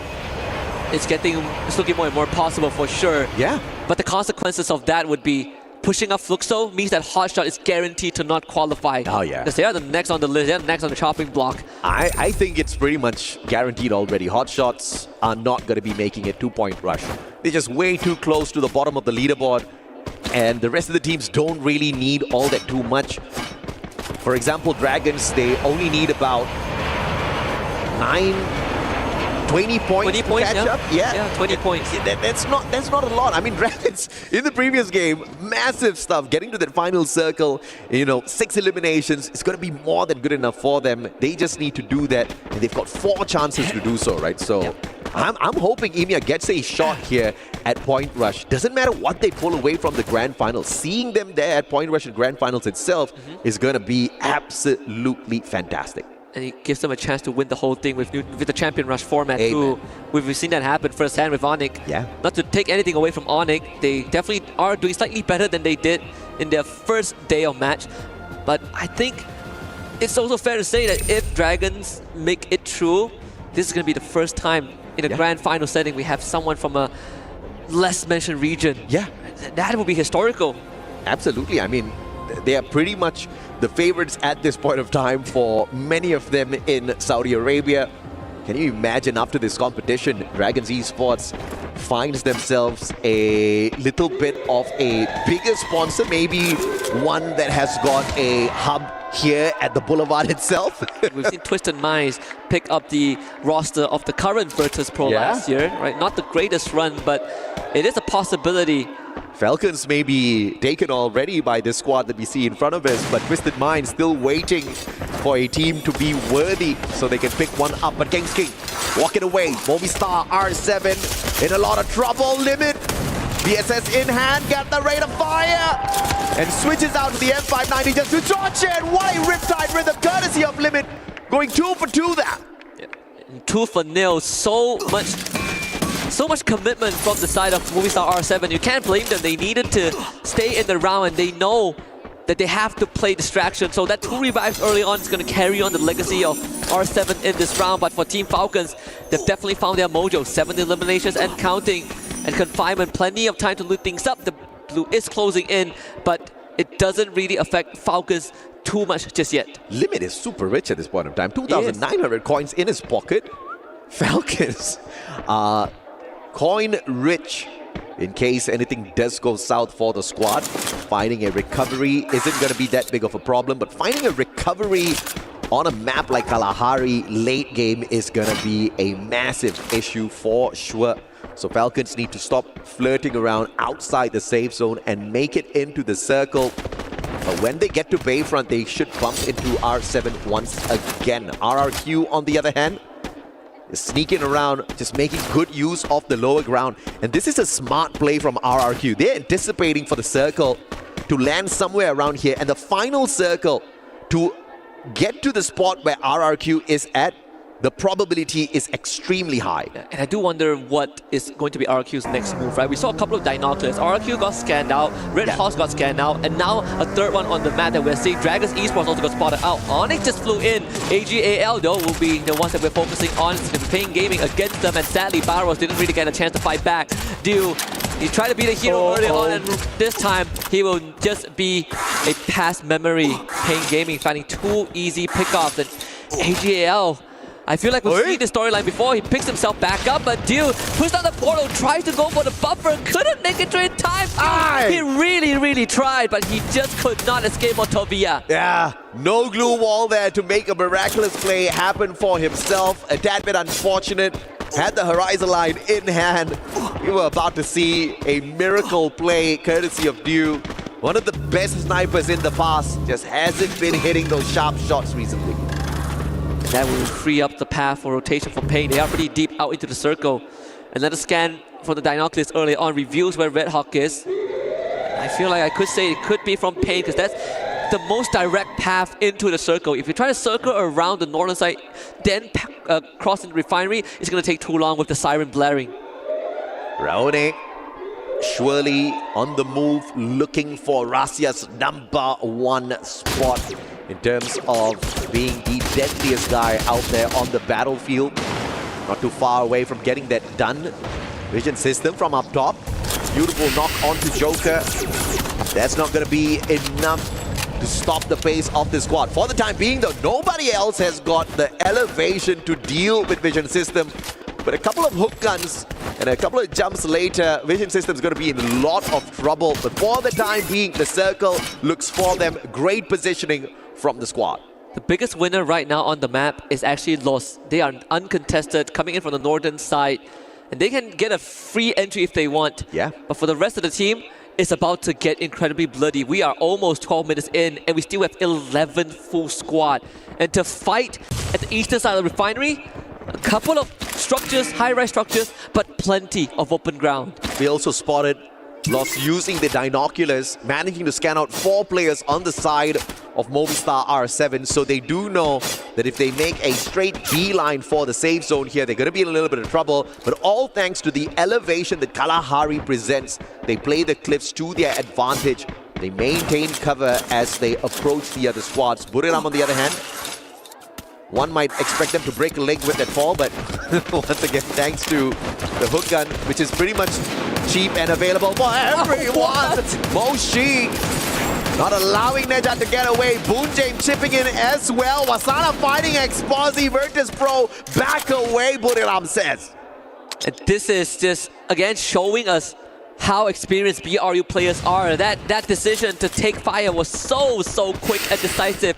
And Moshi landing those initial shots, that is what's going to make the difference in these crucial moments. BRU now rotates forward.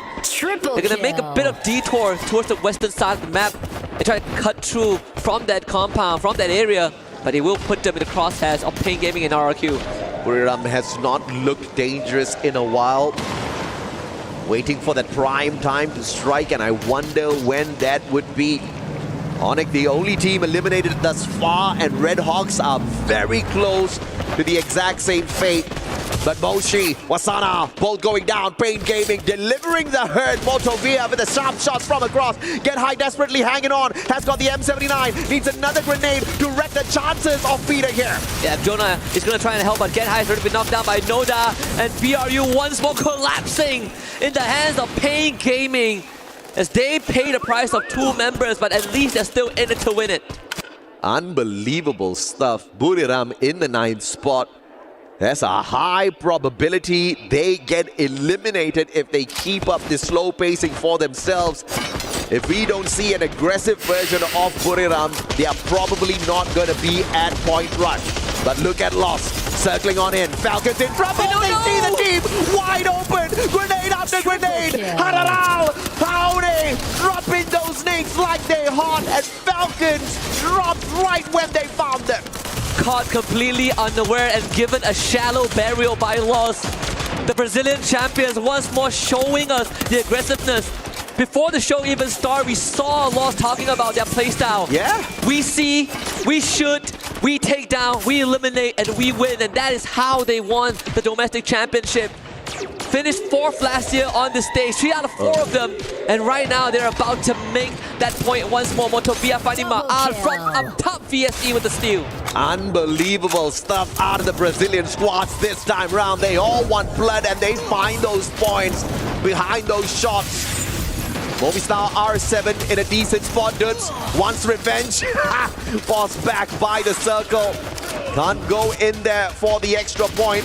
Will focus on their own placement first. Lost on the other hand with a quick reposition. And this is absolutely smooth from the squad. Pain Gaming on the other hand loses Motovia and gets taken out in 7. And Lost puts themselves in the circle too. They have VP and Dragon Esports to do it, but as long as they take care of teams like Movistar R7, they can stand there forever because Dragon Esports are also preoccupied.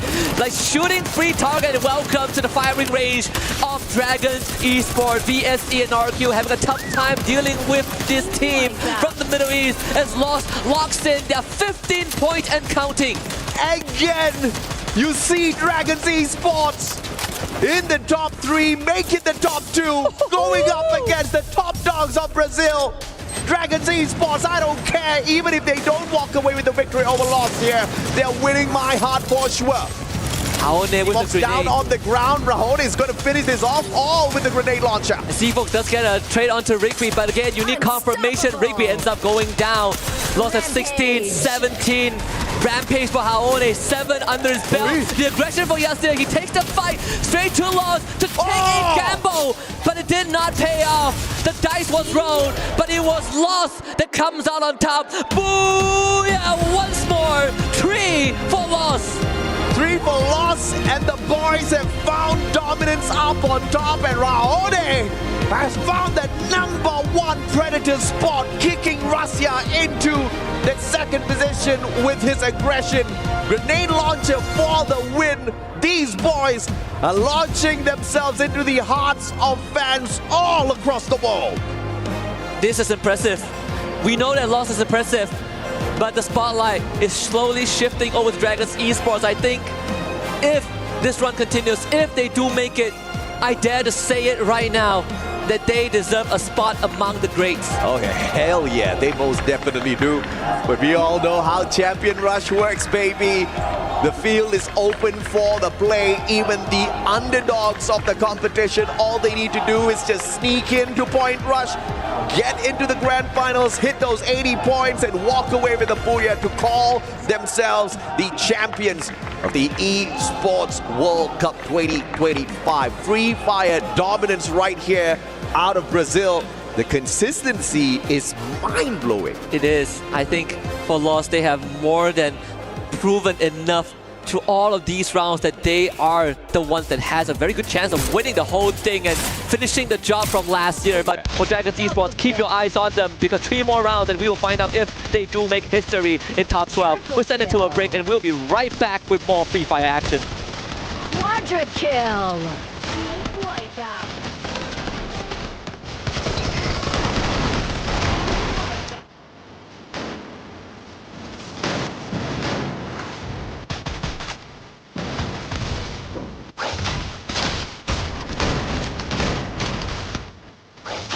Double kill.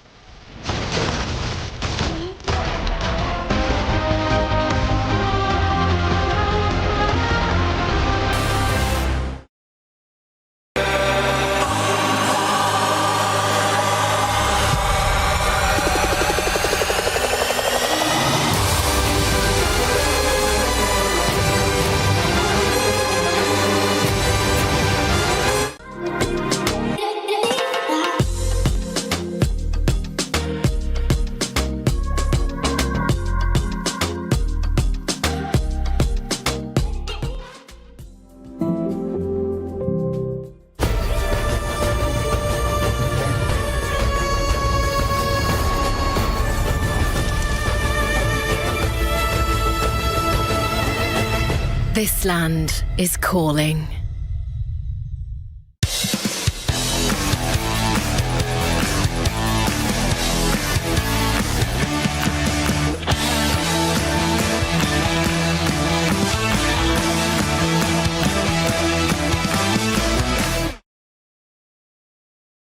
ใครจะเป็นคนสั่งวันเนี้ย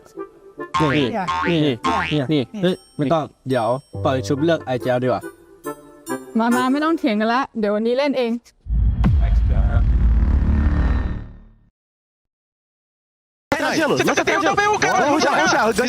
Bomba lápis, gostei direito, vem comigo aqui. 61, caralho, 200, chupetão no gás, também dois. Boa, no meu pé, um. Fiz esse cara aí, jogando aqui. Faz lógica, tem? Correndo pra tu, Raoni. Miado aí. Faz lógica, tem, General.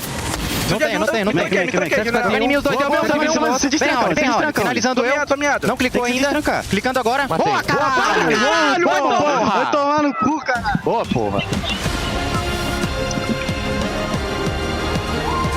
It is all downhill here, folks, because we have just passed the halfway mark for day 3 of Free Fire at EWC 25. And LOS secure the 3rd booyah of the day, this time on Kalahari. Welcome to the very fluffy panel, folks. I hope you are enjoying the show, the matches, and obviously your very fluffy panelists. My analysts, we have a lot to talk about because that was a really calculative game of Free Fire. 10 minutes. We still had 12 teams. 48 players. Everyone played so slowly. Neptune, you got to break this down for me here because, I mean, why did everyone just suddenly slow down? Yeah, it seems like they are going in for placement points first. So they don't want to be that aggressive. But we've seen a lot of aggressive gameplay. But at this point, especially in Kalahari, there's a lot of survivability factor. With that hook gun, you can get away as quickly as that and revive your teammates. I think you're looking at this with rose-colored glasses for Neptune. This is ridiculous because Lost are honestly changing the game here. They're forcing teams into each other. They are taking so many elimination points, and God, cool guys don't look at explosions for a reason. And not to mention, Lost, where are they on the leaderboard? There you well, currently they are rocking that #1 spot, not only in the match ranking, but also on the overall standing. And I love the performance of Lost in there. They were able to go for the backstab, and you did mention explosion. They just exploded. 15 Falcons has been wiped out quickly by Lost.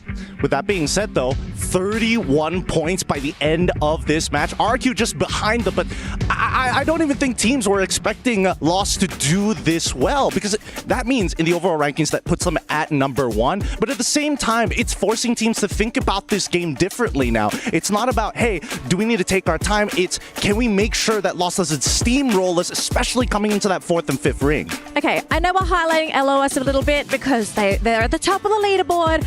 We gotta talk about the Dragons because they have been so consistent today. They placed top 3 in the first 2 matches, and then they come second in this one. What is going on with the Dragons? Yeah, I guess they're just going into the basics right now. Survivability at its finest.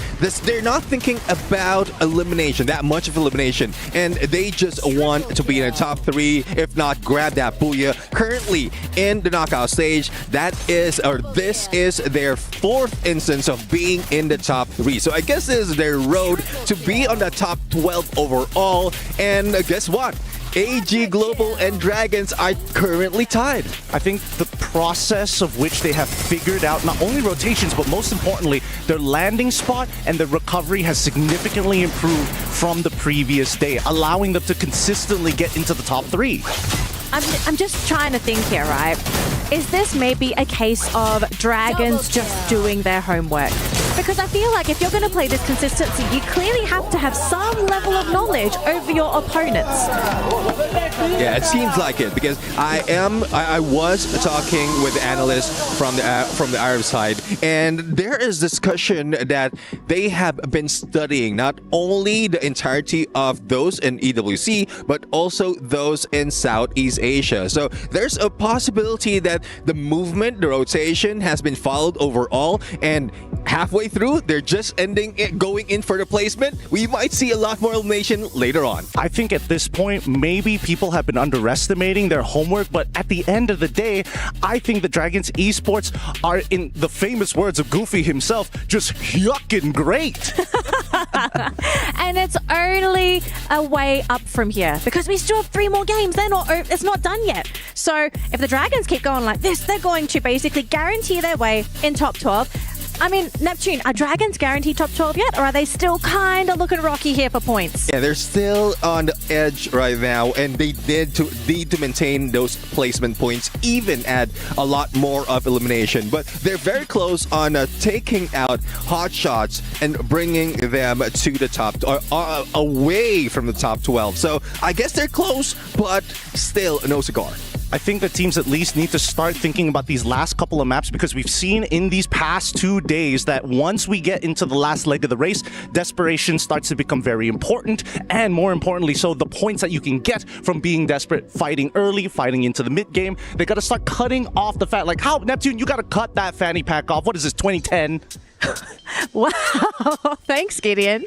So just a quick update for our overall ranking. So as you can see at the very top, we have Lost with 163 points, and they have a humongous lead over the remaining teams playing in groups A and C, because EVOS and Core Memory, they finished their games, they're not playing today. So essentially, the rival team is Team Falcons, but this is 30 points, gentlemen. 30-point gap between these 2 teams. I think with the 30-point gap, what everybody needs to look at is on that second page, 12 all the way down to 15. Because if any one of those teams, except for Alpha 34, also achieve that 30-point lead, that means everybody else is not going to progress as far, allowing that top 12 to be more achievable. One thing that's unfortunate, though, Virtus Pro previously, before the day started, they were in 13. And only a few more points and they could have crossed over, but they failed miserably in 2 matches, and it's still happening. So, not quite sure what's happening with Virtus Pro, but hopefully they can recover. But that would mean that Dragon Esports will be pushed out. Okay, so I also saw on the right side of that ranking, I saw Buriram's name. Now, the question that, even though they're over there, how many points are they sitting on? Okay, this is going to be such a crazy question. What are the odds of Buriram falling out of top 12? Well, it seems, or it looks like they are doing so, but we all know Buriram. They won't let it go, and when it matters, they will be getting all those points. It just so happened in this instance, they went in for engagement a little bit early, so it's tough to call if this is really a play for them. Well, I think we got to cool the stage off a little bit because we did have a bit of a sweaty match just now on Kalahari. So it looks like we're ready to fly into Alpine Survivors. Gonna throw over to our casters right now as we get ready for game number 4. Thank you very much, panel and Danley. This is exciting because the top 12 places right now look so tight. Currently in 12th and 13th place, AGAL alongside DRG both at 79 points. It could be anyone's game, but to be even more secure, you want to try and overcome teams such as Hotshots right now. Yeah, Hotshot, they are slowly relegating themselves to be under the top 12 threshold. And for the teams that is within that threshold, they have to be careful because we are left with only 3 matches here for Group A and also C. This 12th team definitely need to pump up more in their game. So we're going to move into Alpine here for game number 4. After that booyah from Lost and aggressive gameplay here by the Brazilian team, I could believe that maybe Lost could again surprise us with an amazing game. Yeah, Lost look really good. 3 booyahs throughout the entirety of the days they've been playing here. They're aggressive, they are hot. Rahone is playing incredibly well. And there are so many situations where you thought they were at the back foot. They had lost 2 players already. Then what? They bring the players back in. The recovery is incredible on Bermuda this morning. Yeah, now we're looking at Alpine. We are looking at drop spots of the players, but it looks like we might have a scuffle here in Snowfall as R7 and Buriram are dropping at the same place. Bounty has been placed on a Virtus Pro Diamond by, I believe it's by RRQ. So with that said, RRQ now sort of have information regarding the position of Virtus Pro. Meanwhile, we are now panning on towards Snowfall. As I said, it's Rainbow 7 and Buriram. However, on River Mouth, Dragons and Red Hawks are at it right now. As heck right now as DRG. They're going aggressive. Kutush falls Blade as well. And Blade can't even be recovered anymore. For now, they have to find a way to get themselves back into this game. But DRG 3 already. And this is a great start for them. I glazed them on the stage earlier for a good reason. This is a team out of nowhere just gone completely nuclear and taking down so many big names. A short run here for Red Hawks. The last member was finally found. It was found by Motovia from Pain Gaming as Motovia is on that lighthouse tower, encompassing the whole area of River Mouth, looking at Team Dragons right now. He's being so careful not to actually release any kind of shot, despite being in a position where it's hard for Dragon to execute here, even for Motovia to go down. So with that said, Motovia tried his best. Kylos goes down towards Rima. Rima now on the floor. Manages to collect another point here for Pain Gaming. Motovia doing a lot of work for Pain Gaming in the early stages of the match. They're looking to break some hearts and break some dreams because DRG, while they're hot, they are currently on the back foot in terms of bodies. So the best way is just go for, for cover. And the same thing could be said about Falcons because they are here to not to play. They're getting here for names and also kill. But Pain Gaming are rallying. They get the kills. DRG, one more member falls here, but for Pain, they try their best to get those pickups. But Falcons, Peter, he's aggressive. There's a reason why he is one of the #1 decorated players on this team, and he has taken that first pickup for the team, and they're looking to find a different way to eliminate Pain from this game. So Gus tried to fly himself away from Falcons, but apparently the Falcon managed to swoop him away in midair. So there is only Motovia left, and Motovia doing what towards Team Dragons? He managed to secure 4 elimination for this Brazilian team, all alone with that car and also Woodpecker. Oh, such a unique setup here by Motovia, using the glue wall and also the mini jump pad right on top to gain elevation and a good angle to actually go towards Forest Raid. So main job here for Motovia, he has to revive the others. You want to be able to do that as well. I mean, you saw they had a bit more advantage in terms of their cover and positioning as well. But Falcons did a great job of rallying and being able to break through those defensives, running in as a 2-2 to be able to just really push them outside into the open arms for his teammates. And I think that Falcons, while they have been a bit more quiet, they are here today to just really solidify their lead. Pain Gaming is back. Motovia managed to actually revive everyone back. Meanwhile, a little bit of a scuffle here in Rai as AGAL spotted Onyx Olympus scouring around the same area. Rai is a very open space area. They have to actually close in their gap. Meanwhile, Noki was knocked by Dew on the backside. That they have to take refuge in that arsenal. Noki again on the floor, this time alongside Adam. And Onyx Olympus not looking so good. They have to fly away, and indeed they did. So the remaining members tried to exit. Only one member actually exited as Zyro was left here to handle AGAL all alone. Varus tried to break as much wall as possible with the Groza in hand. And Zyro managed to find cover for the current time being. He had space, but sadly Dew found his back and Zyro goes down. It's just a terrible position to be in when you have no clue where the AGL members are. And the AGL realizing that they have to really struggle to earn their spot into that top 12 just really fuels them further. Now they have, all the, armory, they have the upgraded weapons, and I think this would really increase their firepower, give them an upper advantage to be able to get all those frags, to be able to solidify themselves into some points in terms of kills, in terms of positioning as well. Alright, we might see another Falcon and Pain Gaming interaction here, this time on Rivermouth. Here is a short replay from Rainbow 7 where we could not actually report it for you guys. And Rainbow 7 manages to actually control Buriram. It looks like Buriram has to exit the vicinity instead. And now we're looking at Falcon again. We're about to see whether or not Falcon repeats their match against Pain. They had a very good run earlier where Pain was left with Motovia to do all the revive. But apparently Pain manages to actually find a route to fall back, but Gus has been spotted by Falcons. Yeah, Falcons, they're ever watching, eyes like a hawk, if you want to say it. Gus gets backstepped here, his teammate wants to pick him up, but I don't think that Keroro is going to allow him that space to be able to do so. A lot of pressure going toward him as well, and Peter cannot do a lot to help his teammate in this situation. And as for Falcons, they're understanding that in this dire situation, the best course of action is to take a little bit more space. Pina tries to actually do some suppressed fire towards Team Pain Gaming, but knowing that they are quite far apart against each other, so Falcon decides to actually just maybe find another thing to do here in Rivermouth, maybe find some resources that are lacking in the team. But it looks like Pina was aimed at, I think Pain Gaming, yeah, Pain Gaming from the minimap. It looks like they are trying to engage on towards Team Falcons. Meanwhile, the first zone is about to close. There's a few teams still outside of the zone. Example, Buriram, AGAL, and also Lost.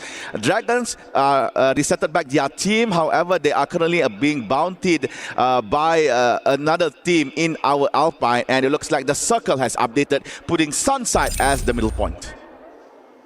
Interestingly enough, that southern side is such a heavy point of contention. So many teams rotating over, which means we're going to see some bloody fights coming from there. Virtus Pro, I think they can chill for now as the rest of Onyx are looking for a slower and later rotation as they try to bring themselves back into this game. And I say bring themselves back into the game is such an important thing for them, because you want to be able to make sure that you have a bit more space to work with. Your teammates are able to get back into the game safely, and you're able to rendezvous together, to move together as a unit. All right, we're looking at Vision, System SP. They had two good games actually, despite currently being in the lower part of the overall table. They still have that hope to try to get to the top 12, trying to cut off teams from AGAL as well as Dragons. If they could actually get 3 more good games with good placement and elimination points, even with a Booyah, we could see another Latam team proceeding towards the point rush stage. Meanwhile, we're looking at RRQ happily camping at boot camp. Again, this is also a base camp, sorry. This is also another vicinity within the midpoint of our new zone. And Mal equipping with the AWMY, high damage, high caliber. Sadly could not go through glue walls. Only the M8-2B could do that, but still a very scary weapon to be facing against. I'm looking at DRG's rotation right now from southern side. This is a very scary rotation because they are currently right against the zone, and most importantly, if they do break into that circle, there's Falcons waiting for them. There's AGAL waiting for them, and that's the worst part because AGAL and DRG are currently on that same amount of points. They need to both be able to kind of like break each other to be able to earn their spot into that top 12, and it's really scary, especially when you're up against a team like Falcons. Another potential team going to point rush. Movie star Rainbow 7. Playing it slow, does not enter the zone early. From Railroad, it looks like they are opt to go to Carousel. But the thing about playing in Carousel is that there is a body of water, so if they were to play around near that water, it could prove detrimental. Meanwhile, again, another team has entered base camp. This time around, it is Virtus Pro, yet to get an elimination point in our game right here. They are side by side with Team Falcons as well as Team Vision System.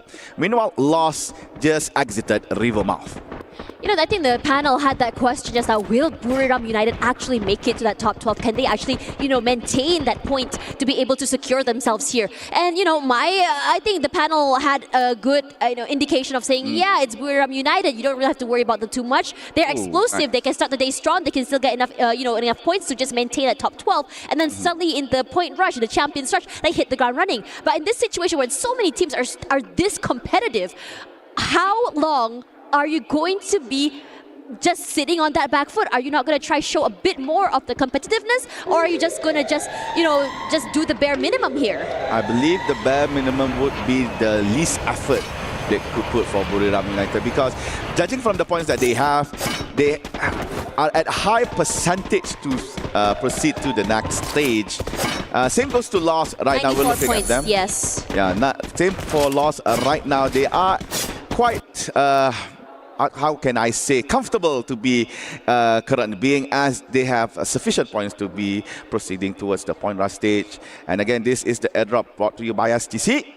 Okay, very nice. I'm not so sure what's inside, but I believe this is a golden airdrop, so maybe either a Groza or AWM inside. Now we're looking at the Vantage Bridge where Dragons reside. Awaiting them in front is AGAL, but they are going to use that mini jump pad to try to go to front. And Dragons awaiting the new zone. And now talking about the zone, those who are inside are actually right smack in the middle. Falcons, Virtus Pro, and also I believe only one member of Team Onyx Olympus. Therefore, the team that is in the middle of the zone will try to kick people. Meanwhile, RRQ and R7. Yeah, very aggressive coming for RQ here. They're hot off that win this morning. They've done the rituals, and it's working out very well as R7 just crumble. Games King falls as well. The rest of RQ just taking their time, moving together as a unit. They've gotten 2 members of R7 already, and they can now chill. They're playing at the side of the zone here. The rest of R7 forced out there, back in the open, into the zone again. And this is the question. What are you going to do here? You have a vehicle. Yes, you have to go for a longer rotation for sure, but time is ticking. He's trying to adjust the vehicle. Yeah, you could reverse Hux. You could reverse the vehicle. All right, Hux has a vehicle. However, he's now all alone. Not much coin for him to revive at least one person. So his only option is either to survive or trying to find maybe a respawn platform. But sadly, the current circle does not provide him that option. So Hux has to play alone. And meanwhile, we're looking RRQ flying towards the base camp, trying to get to the center point of the new zone. Meanwhile, Pain Gaming blasted bullets on towards Team Lost, but at the same time being disturbed by one lone member of Onyx Olympus. And Lost is looking at AGL. Lost is looking hot. If you ask me, the southern side where they're holding completely open, they have the scoped weapon as well to allow them to go for these long-range fights, but the fights that are long-range are taken away by Dew, as Hux eventually does fall to Onyx, in fact, who has placed himself out there in the open. But for the rest of AGL, they're stuck here. The zone's pushing, they're stuck literally between a rock and a hard place. As Rigby finds that first pick-off, Sypha falls, has to recover, nice. Can't do that. The glue walls are just falling so easily, melted right now, taking so much damage. Barros as well, the numbers are dwindling, and AGAL don't seem to have an idea how exactly to recover from this situation. You alone here, and now the members have followed a double kill for this guy who's putting in so much pressure. AGAL falls, and I think for DRG, this could be the holy or the hallelujah moment they needed. Under the mercy of Team Lost goes down AGAL. The next thing you know, Dragons as well on 9th place. Lost yet again. Shoving bullets this time on towards RRQ with the M249. definitely the weapon of choice of taking down barriers as well as glue walls. So Lost controlling RRQ, forcing them to be inside of the building. Meanwhile, Onyx Adam is following Virtus Pro all on his own, and Adam finally got caught, but RRQ dudes with the grenade managed to get a triple, I believe, as Adam and two members of Virtus Pro have been eliminated. Exposy and Diamond has to run away. Exposy has to tank the snow grenade a little bit, and there you go. Onyx has been eliminated at 8th place, and now Chaos is upon them near base camp. Because this hard shift is making everyone fight for that spot. But RQ is doing phenomenal in terms of positioning, in terms of style of play. They have already 10 eliminations at this 5th circle, and they are still going on here. They just found the members of BRU as well, taken them down, and now they're on a rampage. Who else they want to go for? They set their eyes onto Lost, puts a bit of chip damage, but not enough. But still, they don't have the zone. They have to rush forward. But because Pain and Lost are on this fight here, Pain is just going super aggressive. Rahoni falls, and RQ are happy to take this space away from the rest, who are later to rotate into the circle. But they're not done because Falcons is here to stop them. Falcon taking down RRQ one by one, but no dudes with the grenade launcher taking down the last member of the Falcons. Now it's just RRQ and Pain Gaming, but Pain Gaming has the help, has the number. Only dudes left alone, running for his life in one particular spot, and Motavia awaiting for that blue wall to go down. Only dudes remaining between Pain Gaming and that second Booyah in EWC. Dudes trying to control the car together with Gus, but Gus bringing him out. Motavia secures the kill, and that is Booyah for Pain Gaming. Valiant effort for RQ dudes. He really delayed the inevitable. Tried his best to at least get a point or two before things went wrong. And you know what, Pain? Yeah, talk that smack talk, because honestly, you guys deserved it. Another booyah for them today. Not today, but in this particular week. And it looks so good. They're very methodical in terms of their rotations. They're very quick on the ball when it comes to rotations as well. It looked as though RQ had the W, if you ask me. But Pain Gaming decided, no, I can change the chains of destiny. What a good run here for Pain Gaming on the last few moments of the game. You can see them taking down Lost and a saving grace, as well as Falcons fighting off against RRQ, where in that particular scowl, it was RRQ that come on top. However, due to the fact that members of RRQ has been eliminated by Team Falcon, that gave room for Pain Gaming to do their booyah moment. All right, ladies and gentlemen, right after this, we are going to go to the stage with Carol for a very interesting interview. So, ladies and gentlemen, again, booyah at Alpine for Pain Gaming from Brazil, and that is their second booyah for EWC. So, let's go off to Carol on stage. Thanks so much, guys. You have been doing a great work today. And so far, it was only match 4, and we have watched enough here today for the Brazilian teams. Another booyah from Pain Gaming, but right now we gotta talk with the Lost team, especially with this guy here that has overcome even Evil's team. Wow. I have actually some stats to share with you, because you have the most eliminations overall among us all the 3 groups, and your team has beaten Evils in terms of damage. So for sure, you have been doing a great job here today, Raoni. But right now, it feels like you guys are looking for a redemption against Team Falcons on AWC 24. How does it feel right now, seeing like you have been being on the farm to take the champions during the title, the champions title during the finals? Raoni, já trouxe algumas informações aqui que vocês estão ultrapassando o time da Evils, principalmente nos danos, né? E você tem as maiores eliminações dos 3 grupos até agora, mas obviamente que não dá pra esquecer que no ano passado vocês ficaram no top 3, né? No antigo time da Netshoes Miners, e agora vocês estão voltando aí atrás dessa redenção, com certeza pra cima do time da Team Falcons. Quero saber como é que tá o sentimento agora, depois disso tudo que eu compartilhei com você, que eu imagino que é muita coisa. Ano passado nosso estilo de jogo era diferente, jogar mais pra safe e tal.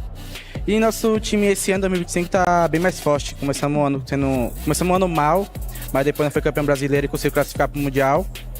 E o nosso estilo de jogo tá muito bom, tipo, atrasado, só rushando, um estilo de jogo que eu gosto muito, nosso time gosta muito, que é mais rushado do que ser rushado, que é bem mais fácil, né? Mas nós tá muito confiante e é isso. Okay, so basically it's a mix of feelings because last year we had a totally different game style going on. Actually, we also have a different roster. Only 3 players remain on the team. But right now we feel way more confident to be here. On the very beginning of the year, we still had a lot of mistakes to be fixed, but we overcome. We won Free Fire World Series Brazil, and we came here as a champion of Brazil, and we are here for sure, very confident to take the trophy. And right now, I want to know your expectations for the rest of the day, because you guys have done so much here. You got booyahs yesterday, you got another booyah today, and for sure, I would like to know if your main goal is to finish as the best team of the day. Com certeza vocês estão fazendo uma campanha incrível aqui no EWC. Essa só é a fase classificatória, o último dia da fase classificatória, e eu quero saber suas maiores expectativas e se também seu objetivo é terminar em primeiro lugar aqui, como não só no topo de tabela, mas melhor time do dia. Isso é um objetivo nosso, terminar como o primeiro time do dia e melhor da tabela também. E as expectativas estão melhor, tipo, manter sempre o pé no chão e sempre o mesmo estilo de jogo, com a confiança lá em cima, e é isso, e amassar. Tem algum recado pro Brasil? O recado pro Brasil é que nós vamos amassar, se Deus quiser, nós vai ser campeão. Perfect. So he basically said the confidence of the team is just rising up.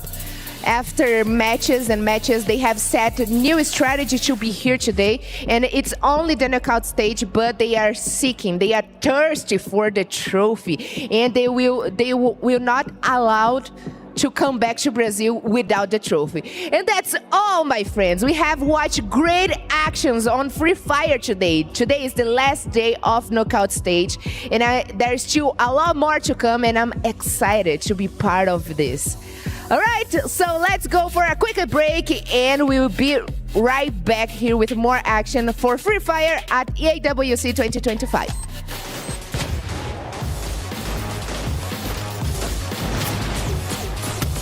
Double kill.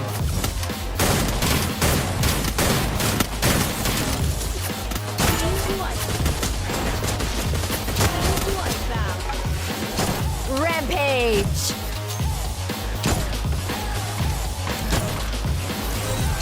Killing spree! Killing spree!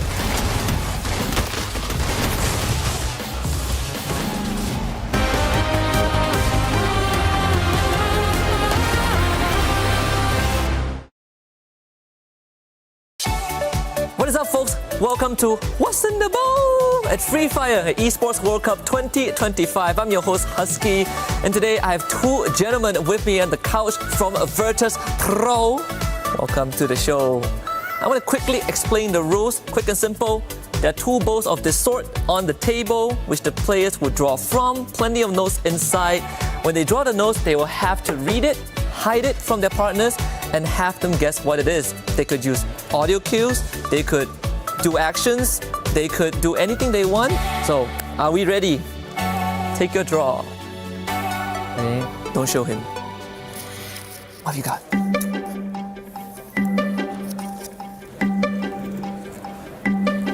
ปืนไฮไลท์เก่าปืนสายไฮไลท์เก่าสองยาว M104 ใช่ปืนถ่ายไฮไลท์เมื่อก่อนเลยแมปใหญ่อะที่แมปใหญ่เล่นกันอะใช่แบน12ใช่ Yes, correct. The Spaz 12.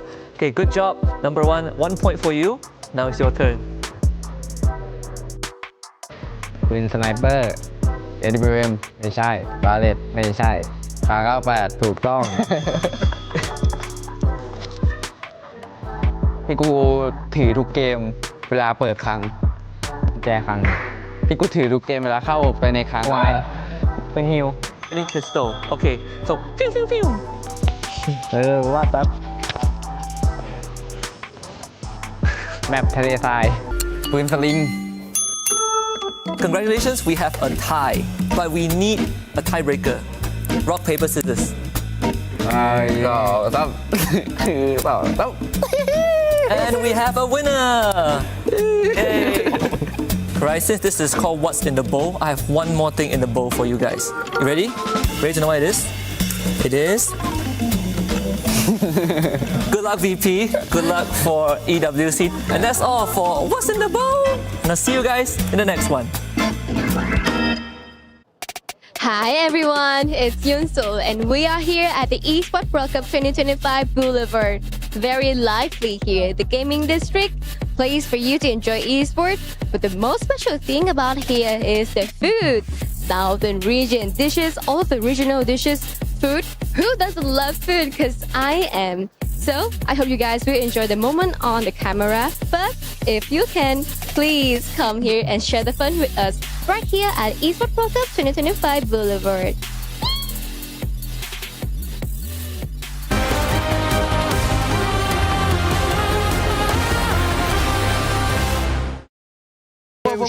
Tropa, deixa o moto matar. Não, vai matar. Deixa o moto matar o último, deixa o moto matar o último.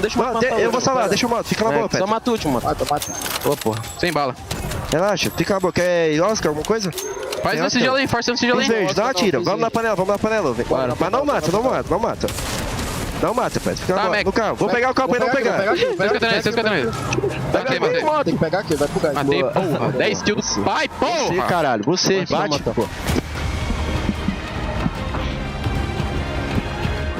Pain Gaming show us pain by securing the 4th booyah today on Alpine. RRQ, so close, yet so far. And unfortunately, no back-to-back booyahs for any of these teams as of yet. But we did have a off-camera discussion about this, Gideon. Pain Gaming needed that booyah, and now they've picked up the bunch of points. Is Pain safe?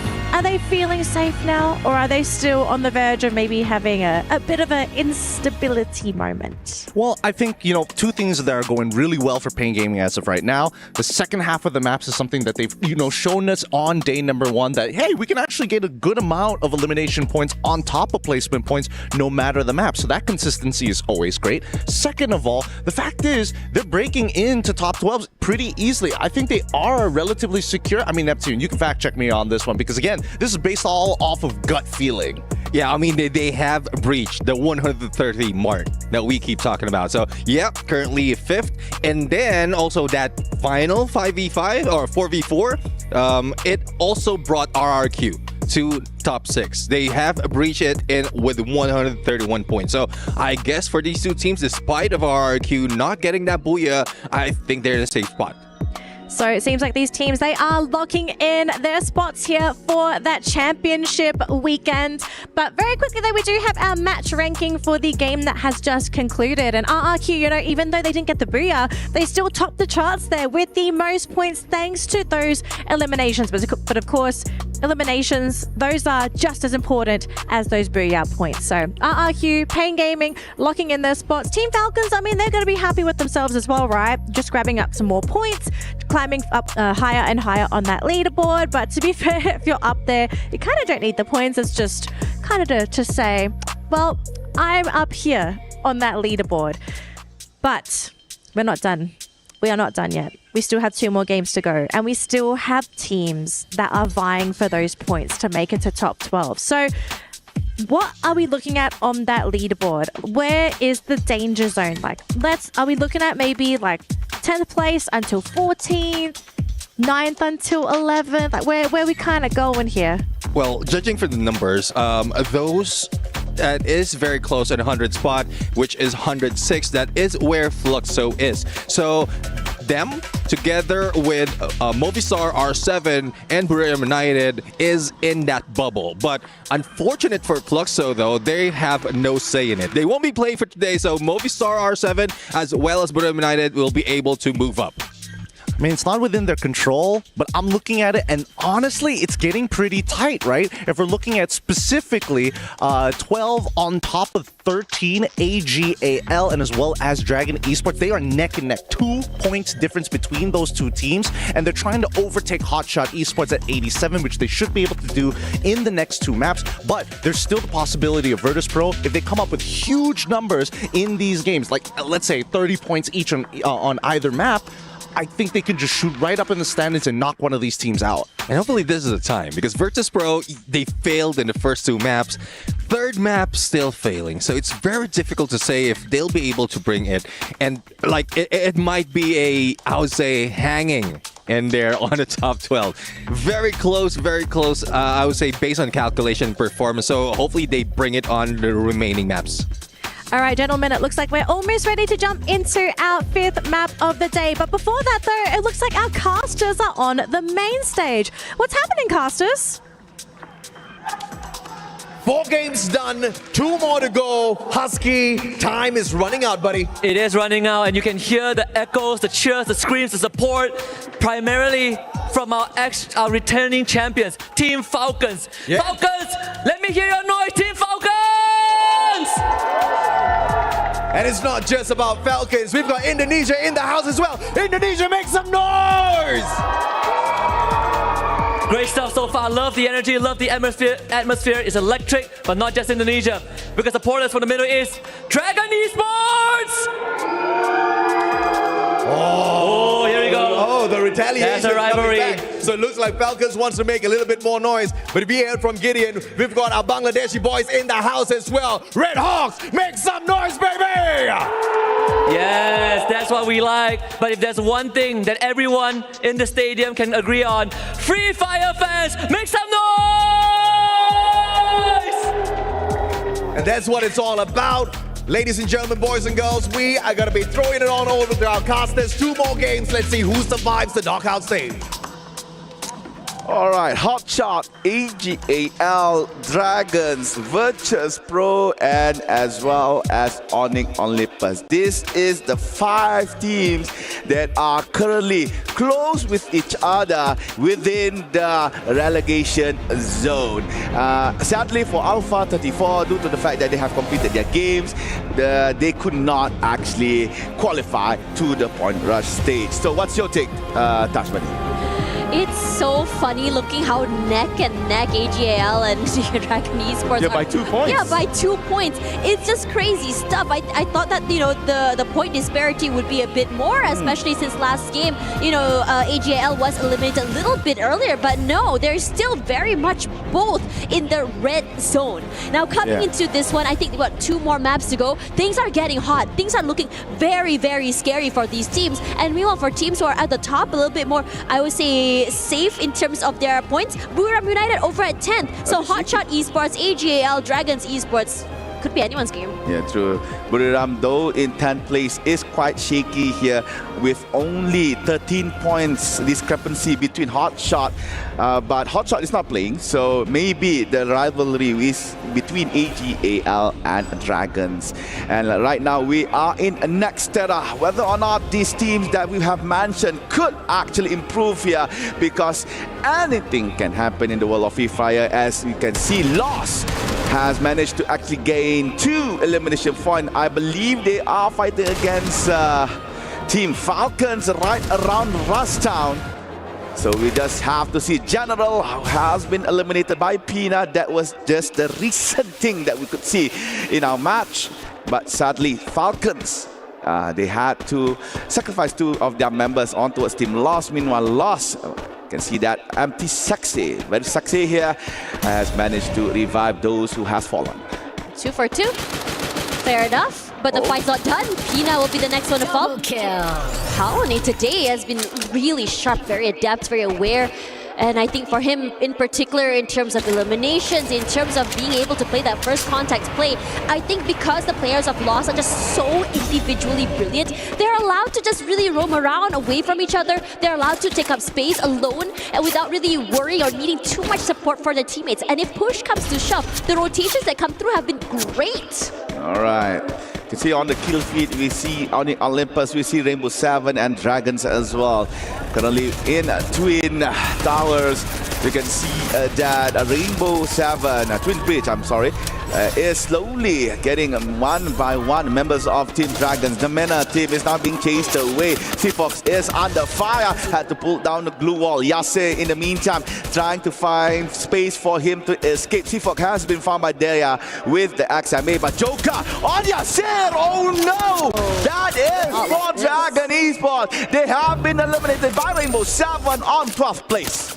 And this is just music to AGAL's ears to be able to just really solidify their lead and leave DRG with the back foot here. I mean, there is that solace knowing that there is that one more map, but there is that question as well. How far can AGAL go this map? How big will the lead be? And how much damage can they do here? Because AGAL has proven to us time and time again, they can do incredible damage to other teams. They can farm those kills as well. And in terms of rotations, they can be just as aggressive as teams such as Lost, Falcons, even Pain and RRQ. Yeah, again, a solace here for AGAL as Dragons has been eliminated with 0 points. Meanwhile, Dela again trying to add points for Rainbow 7. A little bit slow onto Zairu here. Manages to actually take a glue wall down. However, Noki and Adam was caught off guard, entering Intellect Center into the mouth of the remaining members of Rainbow 7. With that said, R7 right now on fire with 6 elimination points. R7 seems to get hot very, very early in the game, and it's really devastating if you allow them to really take the momentum. As Buriram United will be the one to struggle, face up against this team that is super hot right now. Currently at 10, Buriram United has had the best of games, but they are currently trying to see whether or not they can come to the top. They want to challenge R7, but they aren't in the best position to do so. They are in a disadvantage in terms of positioning as well, trying to play together as a team. And off-angle could be huge here, but Wasana not able to land that crucial shot. R7 maintaining their ground. They opt to fall back just a little bit to provide space between them and Buriram. However, Buriram calculating the position of their team members, trying to circle around this Intellect Center.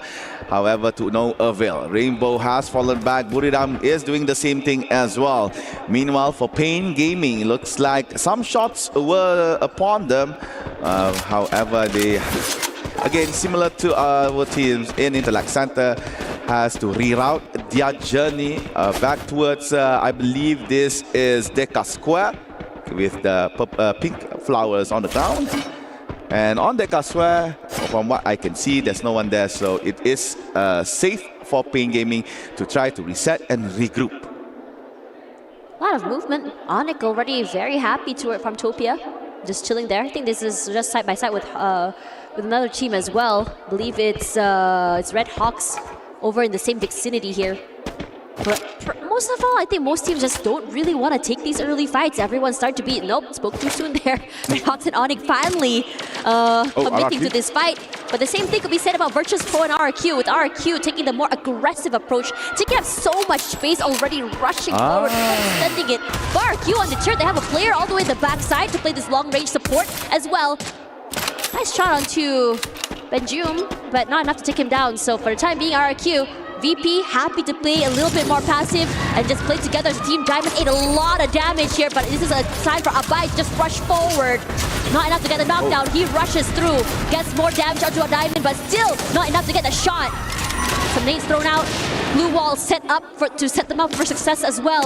And the rest of VP, they're saying, no, not today, dog. We are just skedaddling out of here. But Boon Jam not able to run away with this life. The same could be said by Exposy and Diamond as well. Because we have Pain Gaming here as well, trying to join in on that fight. Abai is chasing right now. Gets another point to his name. And RRQ with 3, happy with that. And saying, okay, let's not pursue this. Pain, you can have that slot.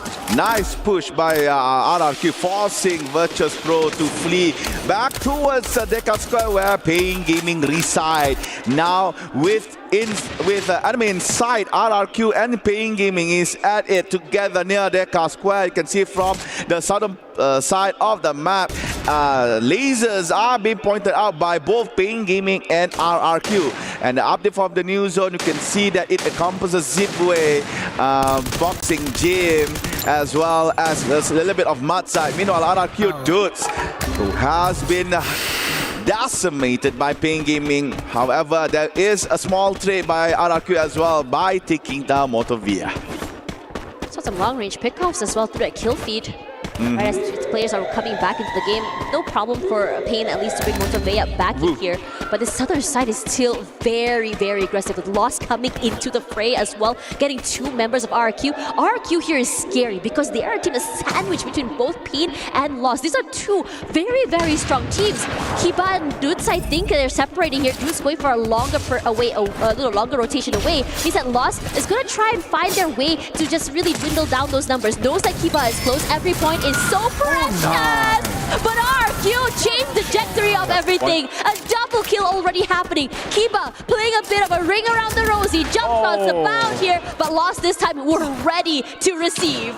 RRQ not in a good spot here. Dirts has to be revived twice after he tried to land in mud side, but then again has been eliminated by Team Lost. So for RRQ, they really need to re-strategize. And look, talking about RRQ, now Mal is in a predicament.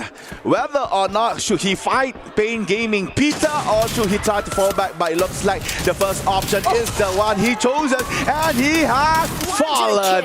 6 points here for Pain Gaming with Motovea and Peter still alive. Pain Gaming prolongs the fight, prolongs their survivability. Without that, I mean, Pain Gaming, despite being on the back foot, less bodies to work with, they're still as aggressive. They're playing like nothing else matters. End of the day, you make it into, the point rush, you make it to the grand finals. They're very comfortable forward. What do we have to lose? Let's just go all out today. And the team that's currently on fire is Falcons. I have to say, for them, these late rotations, these late fights have been doing them so much value. But for VSE, this is an interesting situation because they had a terrible, first day. Coming into today as well, the first half was just dismal. And then suddenly it felt like the third eye opened and the momentum fell into their laps. And they're slowly but surely trying to claw their way back into the top. But it's not going to be an easy feat. That's true. Vision for today had 2 games with good placements point, but sadly not enough as elimination is quite minuscule. Right now, as you can see, they are again playing the placement point strategy, playing right around the line of the new zone, avoiding teams early on, and playing it super safe, looting maybe extra boxes that is around, but still, again, avoiding conflict with any players in our map. Meanwhile, on the kill feed, you can see Red Hawks managed to actually get a point from Pain Gaming, eliminating one of their members. And Falcons still within near the outside zone is struggling to actually enter the new one. Meanwhile, AGAL comfortably found a spot here near Boxing Gym. Circle shift once again with teams such as Onyx as well as R7 already very comfortable with a nice space to work with. AGL playing by the side of the zone could potentially slowly become the gatekeeper if they choose to be. We'd love to see what's going on over there over to AGAL. It's not a bit more active here, but the same could be said about LOS, Loss. There we go, AGL from the compound here trying their best to shoo away R7. Yeah, R7 has a bit more space to work with, but they don't necessarily have the numbers as well. It's only 1 member left alive. But I have to say that there's a lot of respect given here toward Games King. They don't want to get isolated. They don't want to be put in a position where they're giving him this isolated 1v1s. Found. You was just whatever micro angle he played. He is sharp, man. I wish we could get a POV of Dio on how did he get that pixel shot onwards Games King. But yep. Then again, R7, last remaining member, was eliminated, and that is it for R7 here. 10th place in next Terra. Meanwhile, RHK, or Red Hawks from Bangladesh, managed to actually knock down Moshi. That is a huge elimination by the team. And Red Hawks really needs the point right now, as they are quite far from the 12th spot zone. I believe around 14 points.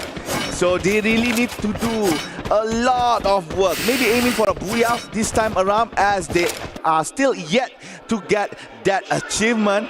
Meanwhile, Buriram finds solace or finds safety in the arsenal nearby. However, there is as well Onyx Olympus. Meanwhile, Pain Gaming is yet to enter our new zone. Oh, Gus goes down. That's a nasty shot to Gus. It's a very painful place to be in as well. Gate kept out of the zone with so much pressure coming toward you. knocked down already here by the play zone, but Lost take this as a situation where they can go a bit more aggressive and just really rally to take this space away. They're stuck in a corner here with VSE running for their lives. They're separated away at least 3-1, but with Red Hawks rushing forward, they're trying to see whether or not they can win this fight. You have Pain also coming through, but MotoVia somehow knocks himself down, and that is an unlucky situation. The same could be said about Noda X as well. What is going on here? Pain gaming out, but the fight still continues as Blade tries to find that nice opportunistic angle, weaving in and out of that chrono zone. Finds nothing quite yet, but VSE, they're playing this angle to perfection. Whoever that had encroached their space is the one to pay the blood fee. Red Hawks jumps in to try to execute Team Vision system, but sadly they are the ones being hunted down. On the other side of the map, it looks like Lost and Falcon face off against each other. It's going to be 3v3. Kiroro running low, has to be knocked here. Pina really needs to get out from his own glue wall, trying to save Kiroro. Meanwhile, General and Ranu. Oh no, Ranu! Oh, Ranone. Sadly could not survive, and that is it for Lost. Limit. Surviving member for Falcons will try his best to continue the journey of the Green Hawks. But now EGAL might deny entry for Limit. Honestly, I have to say, for Lost just now, they just got boxed in. It's just an unfortunate situation. And AGL, it felt like as soon as DRG were knocked out, they were like, yes, this is our gold opportunity. They felt really good. They're just aggressive right now. They have 5 eliminations. They're already here, all the way toward the 4th circle. Limit tries to rush through. He's still very much alive. I'm surprised that he's able to break it. In fact, getting a pick-off onto Cypher somehow. But that's not more they can do that because Mal is not going to deny him that situation. Falcons eliminated at 6, but still, the rest of RRQ very, very happy with this news. They're on a rampage. Meanwhile, Onyx, together with the Vision System and also Buriram, all in one tight spot near Mudside. EGAL has a lot of real estate to play with. They opt to try to go towards the team RRQ. Mal running quite low, goes down. Shiba as well, and that's it for RRQ. They are no more. Now it's up to Onyx from Indonesia to try to carry that Indonesian flag. However, there's only Zyro left hiding in the corner. And it looks like EGAL trying to assert dominance, securing position outside of Matsai, and this is not good for Vision System nor Buriram. You gotta stop them. This is illegal. How do you just walk up and shoot someone in the face without anything?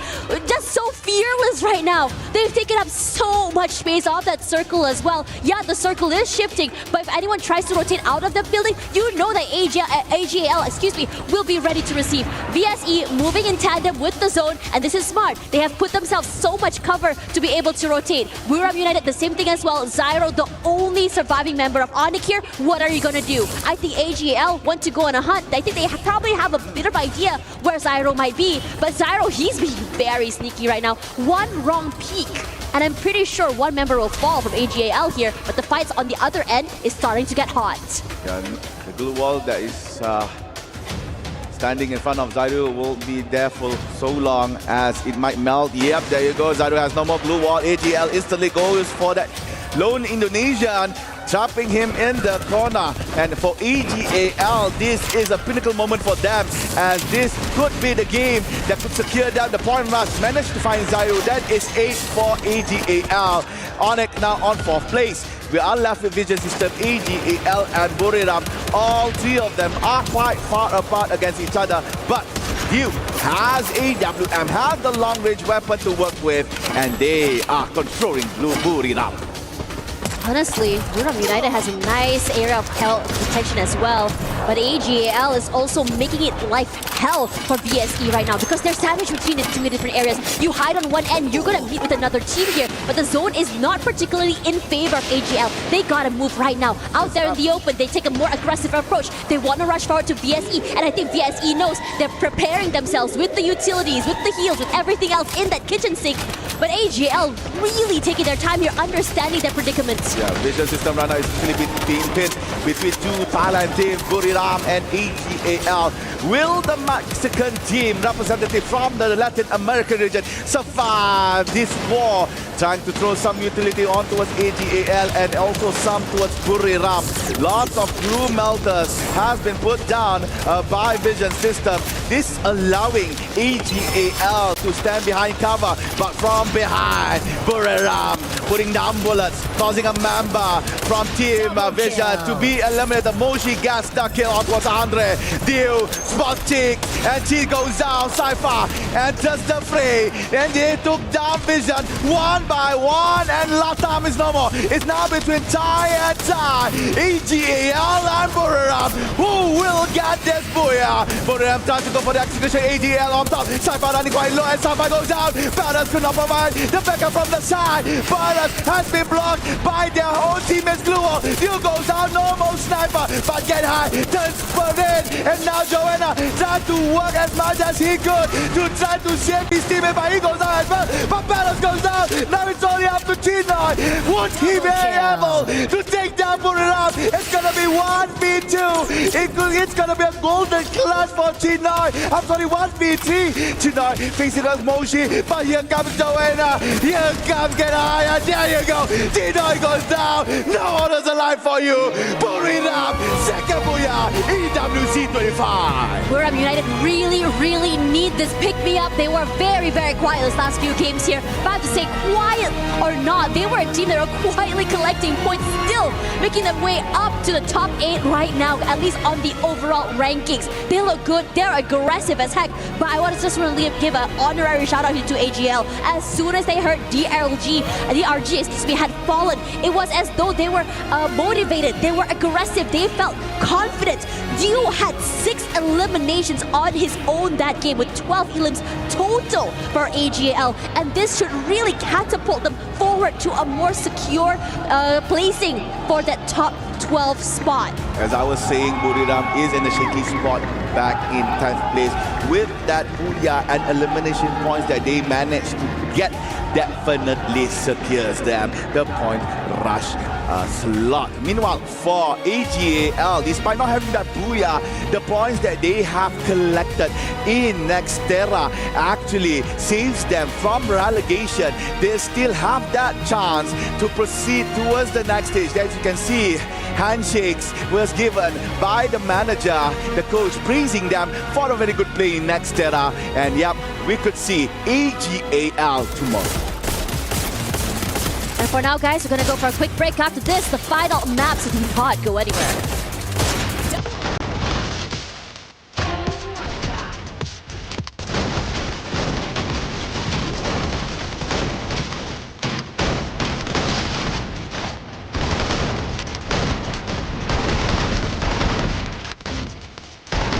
Double kill.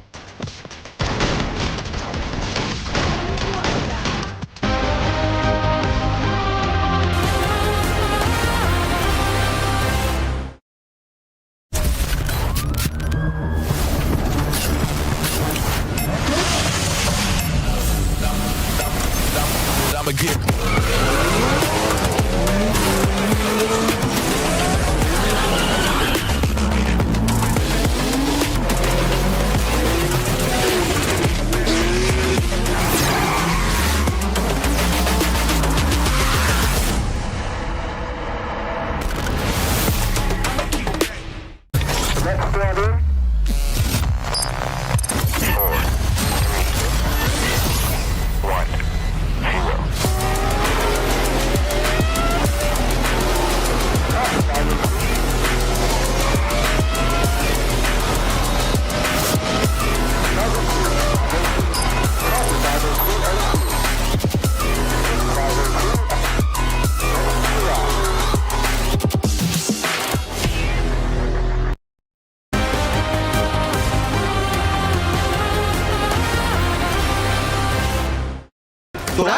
สวยตัวเดียวตัวปิดแล้วปิดแล้วใจเย็นตัวเดียวทำกูแล้วออกมายิงไว้รอยิงไว้ปิดหมดเลยมาซ้ายใจเย็นๆมันออกประตูทางที่เรามาปิดเลยแฮกลองนะเพื่อนเน้นๆหน่อยเพื่อน3-1วัดไอ้ตัดมา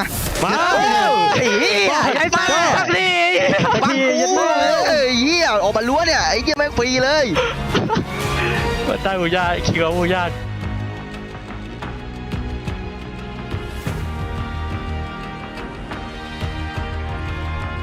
It's time to welcome the Buriram fans back into the chat because Buriram is back, baby. I think they needed that booyah because there was a little bit of tension on the panel. We were looking at them, 10th place on the leaderboard. They weren't in a position where they were going to get easily knocked out, but if they bombed out here and they bombed out on Solara, then we probably have a really, really strange situation on the panel. But welcome back to the panel, folks.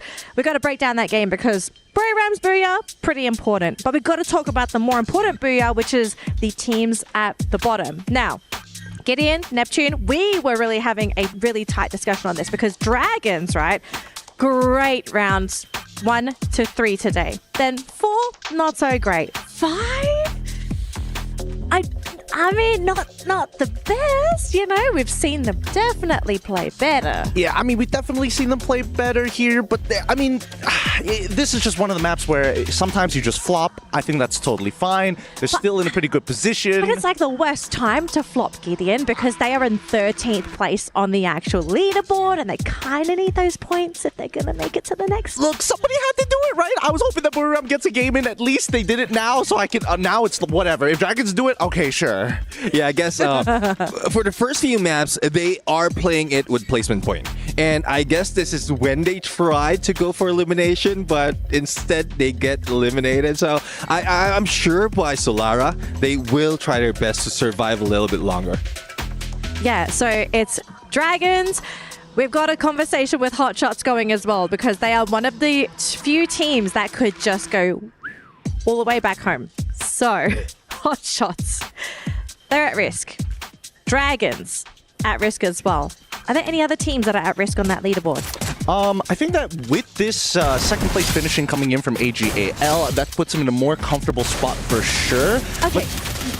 It is safe to say they probably are guaranteed because I feel like they scored enough points to kind of push them over that line. Here's the thing. That's when I'm starting to think that maybe Onyx, Virtus Pro could get some big game points and then turn things around. But I'm more worried about the teams who've got nothing to lose. Teams like VSE, for an example, who are kind of like, hey, they can technically drag one of the teams down if they just do a little bit of targeting and some hot drop in, might turn things around for them. Yeah, it looks like they've been doing that for the past 2 or 3 games. Vision system, it's quite surprising from the past, their first one going down, but now they are being part of the top 5 for each map. So this is what we've been looking for, not only from Vision system, but for the other teams as well, who didn't really get close to when we break the difference in terms of points for the top or for the bottom 6. So I don't know. They will be the ones denying those struggling or trying to get to the top 12. Yeah, but keep in mind, we're also playing on Solara, a map that a lot of teams are not comfortable with. And I did take a peek at some of your stats because their numbers are really interesting.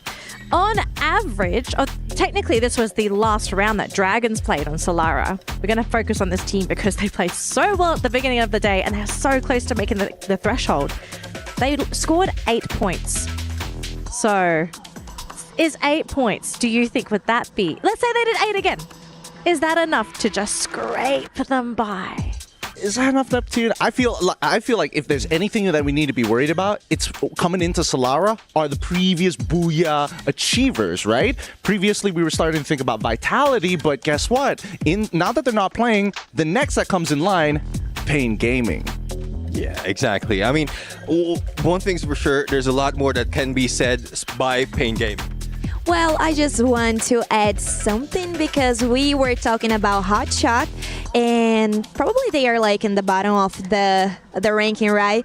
But I just want to remind that, Pain just did a Booyah, so they are kind of trying to... they are going to do some shit talk at Pain Gaming, but Pain Gaming is doing really well today, and they could keep it. They are consistent, and they are showing to us our Brazilian play style. So I don't know. Maybe Hotshot we can say that it's out of the competition, Hey.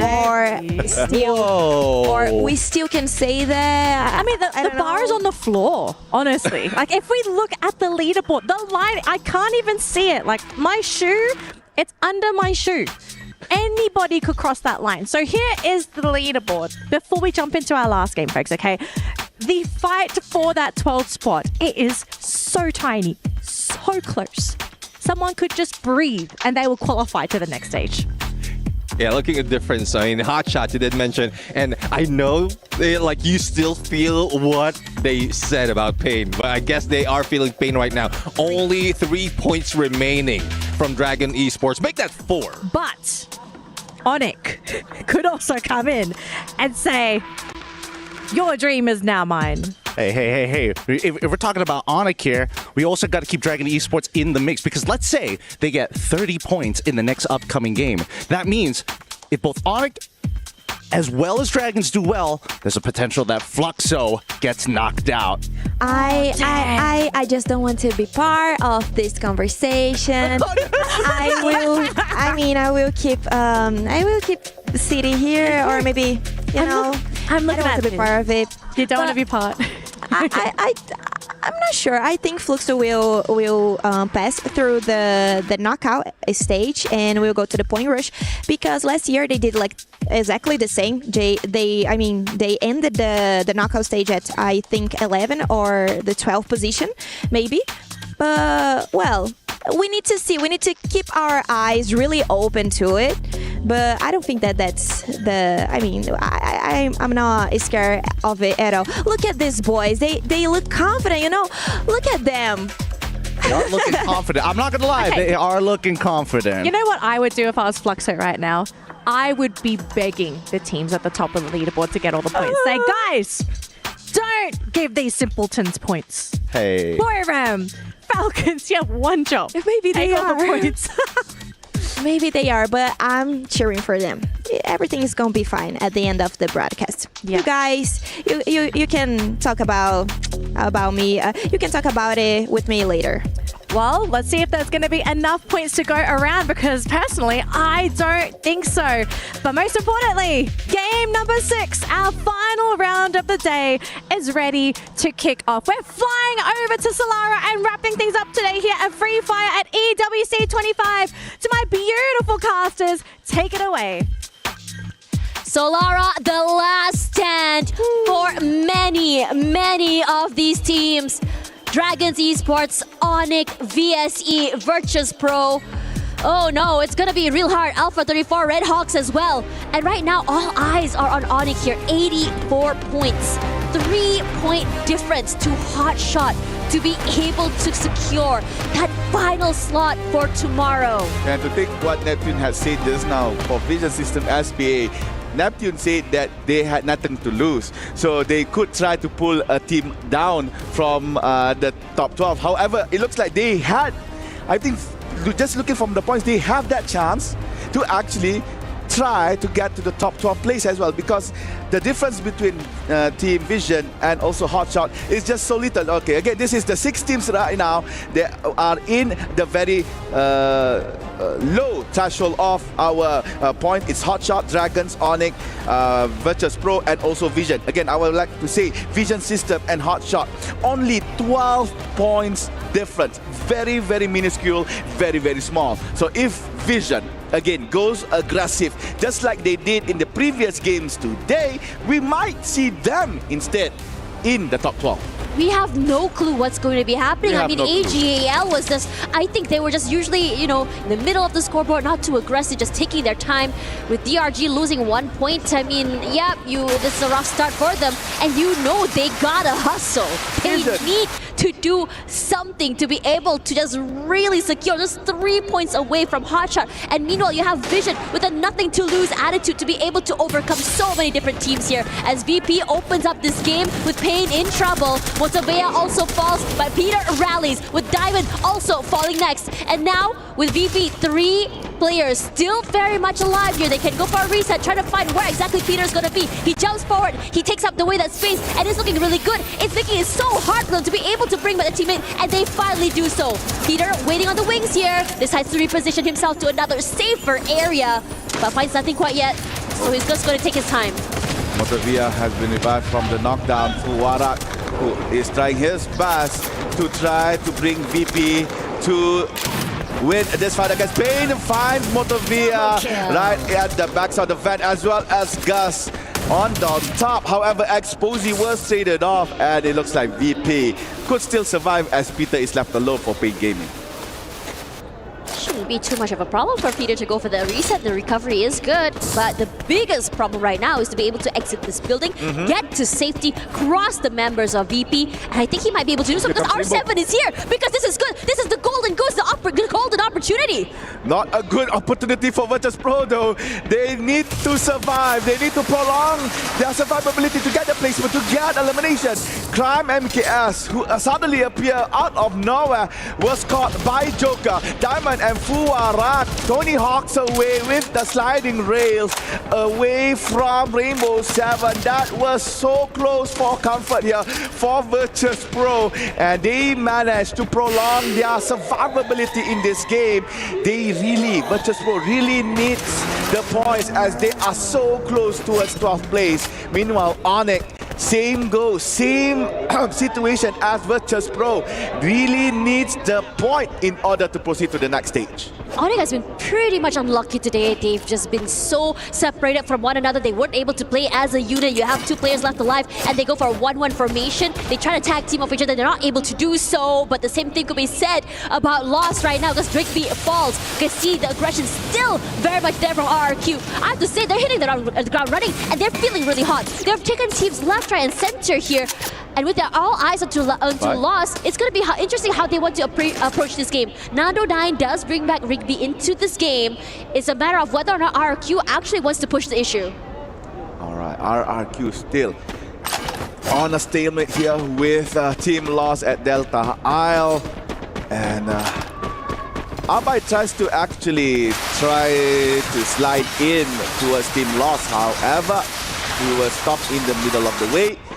They used the slide yet again, but this time around Lost actually retreated from Delta Isle. They might want to go towards Windmill. However, Windmill, there is another team there.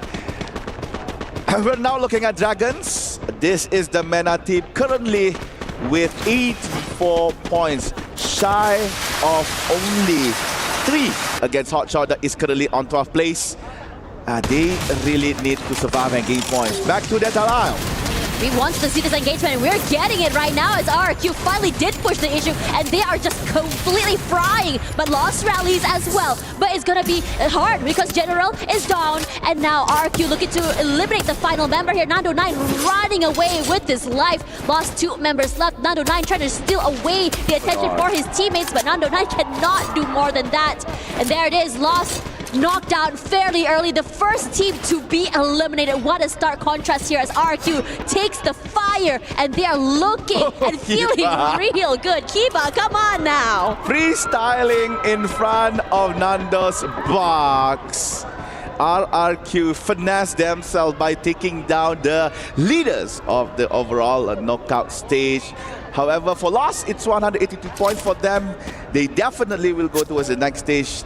Therefore, it's not a big loss, pun intended, that they have been eliminated on 12th place. Meanwhile, Rainbow 7 and AGAL is added. Joker takes down Chino, meanwhile Yu takes down Dea. That is 2 snipers taking down their own targets. Chinoy could still have space to be revived. Yep, he has come up back again. However, was traded with Barros. Barros is now no more. Gamerz X pushing towards Yu. Does not have the capacity to fight against Yu right in front. SVD, James Kick, like, I don't care. I have an SMG, but my SVD is way better. Takes down Yu, and AGAL is in trouble. Meanwhile, RRQ, same boat as well. We were just glazing RRQ here, and now the team that's on fire is currently burning. just struck between a rock and a hard place. Hard to move, where to go when you are not in a great position to reposition yourself. And Onyx looking to take full advantage of this situation. With Dudes hiding in a corner here, RQ can look to, to pick themselves back up here. But at the same time, he doesn't have a lot of space to work with. Barely any cover as well. He can bring his teammates back in, but he has to find a safer place to reconvene. Tries to put in a bit more pressure to other members of Onyx, but Onyx is just not allowing them this golden opportunity. Yeah, what comes around goes around. Freestyling in front of Team Lost. Now RRQ, I believe, is almost. They have. They are now out of the picture as Dudes was finally hunted down by Team Morning Olympus. So RRQ 11th place. Now you can see that the circle now encompassing Funfair, Windmill and parts of Delta L as well. Such an open space in the middle. Awaiting there is Team's Dragons. Now we're looking at Falcons. Quite, I could say, quiet of them here in Solara. As said by Daniel, a lot of players are not comfortable playing at this map, so a safer strategy is implied here by Team Falcons, not to engage early, maybe awaiting for the zone to be updated just to find out where would they move. Good call, if you ask me. You don't get knocked out super early. You can get some information. In fact, build some space for your rotations here. Somehow Chicks managing a nice knock onto a member of Onyx there as well. I wouldn't say it's the best of situations. You are in the arsenal, but you have access to it. But the problem is getting out of it. You have 2 exits, yeah, but it's so wide out there in the open, and a lot of these players know how to abuse these micro angles, these off angles as well, which is just so devastating. But for now, I think our Onyx is just going to stay put here because it's right in the middle of the circle. You want to be able to survive for the time being there. Hold your position instead of trying to force yourself to go for these rotations out there in the open. I could see the smile on Saifa's face when Paying Gaming passed through him. Now Saifa, as the ninja as he is, second time this week, notice something's happened. Yeah, he managed to get clear for the ball. And now Saifa was found by Motovea. Alright, Saifa is in trouble, has to handle the 4 members of Team Ping Gaming. Oscar dash towards the back, but now Motovea say no, I have the eyes of an eagle. So Saifa goes down, that is 3 points for Ping Gaming. And for the other members of AGAL, they are actually not around, and they are actually far apart. As Barros is in Archway, meanwhile Chino is right around TV Tower. And currently we are looking at the Red Hawks. Their hopes to go to the point rush stage has closed, as they do not have sufficient points to qualify to the next round. So all they need to do right now is just 2 things: have fun or drag someone down. I mean, why not ruin some hopes and dreams here? They can get into that circle. It's not going to be the easiest rotation for them either. Gate kept by Buriram United out of all teams. You can try and rush forward here, but you know that players from Buriram United, they are very sharp, especially from just sharpshooting players out of the sky. Also, Falcons close by as well. This long-range area, if they cross between them, it's going to be devastating. The crossfires coming in from both these teams. And I think that Red Hawks are kind of aware of this situation. And AGAL with Barros alone managed to actually get back Chino and Saifa. Chino was actually found by Paying Gaming. The predicament between these 2 teams is yet to be resolved. However, Barros managed to actually save AGAL, and they are now back in our game.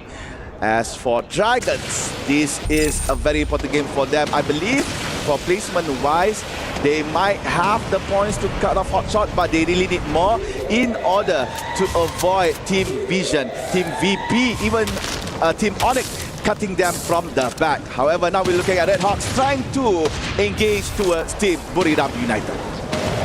United, instead of just really fighting them head on, they decided to just proceed a little bit more further back to allow themselves to be able to play a tag team situation. You want to be able to just disallow for these quick trades, disallow for isolated fights, and they're very patient when it comes to this. They're waiting at the windows. Instead, in case someone pushes out, they want to be in a situation where they're ready to just quickly knock someone down if they do decide to breach into their defenses here. And this question mark moments coming in from Red Hawks. Where exactly is Buriram United? How close are they holding on here? And if we go in together, is there a situation where we're able to just trade off one another as well? We don't want to be walking into a moving meat grinder. Alright, looks like VP lost one team member towards Team AGAL. The remainings are actually quite far outside of the zone. I'm not so sure whether or not Virtus Pro has the space and time to enter the safe zone right here. Same goes to Pain Gaming. As the circle is closing, they have to either ride a vehicle right here or swim to shore. If they have a jump pad, that would be the best option for them. But judging from how they are just sitting around scouting, oh yeah, there you go.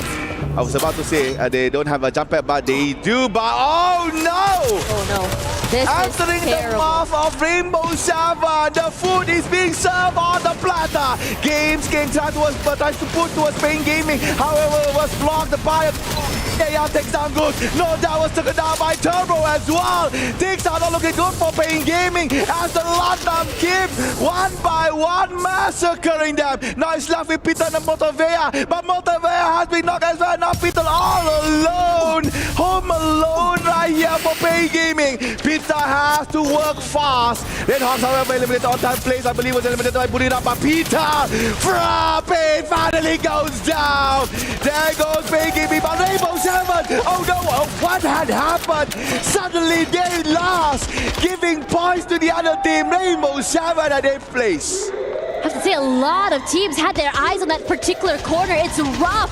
Even VSC is facing a lot of pressure right now from Onyx as well.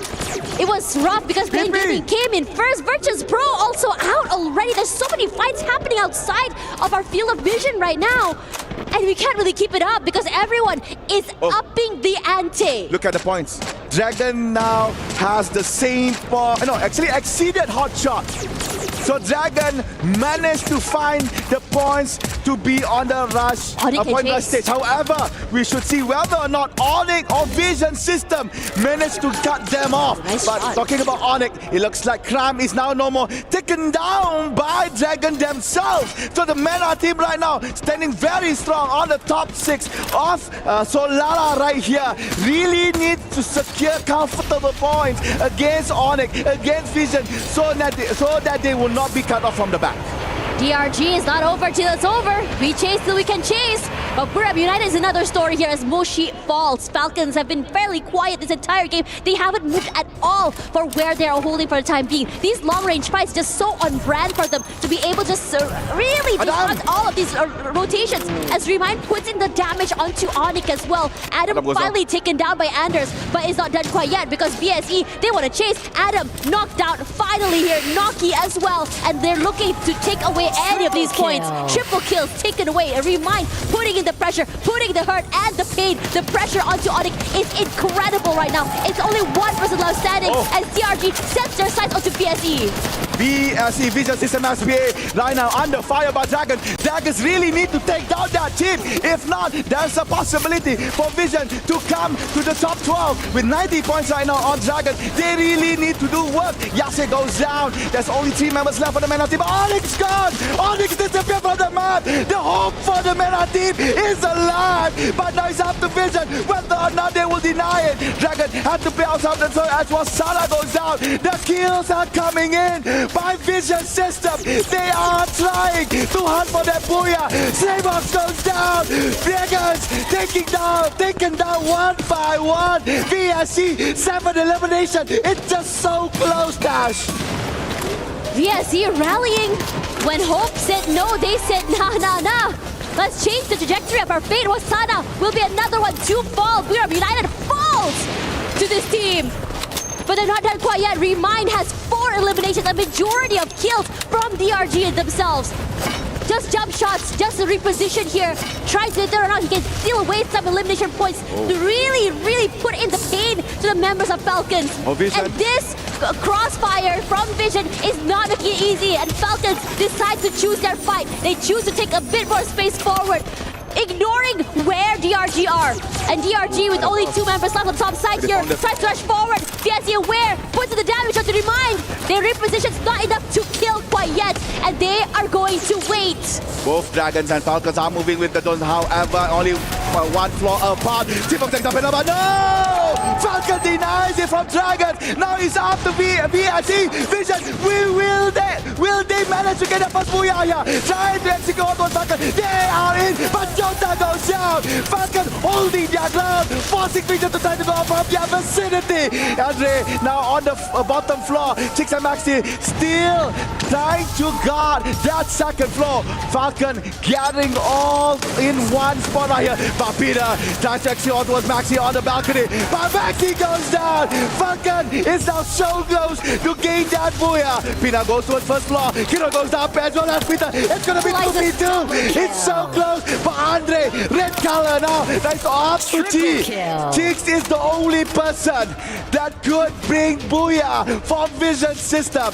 Pina and Limit finally rest their legs for a while.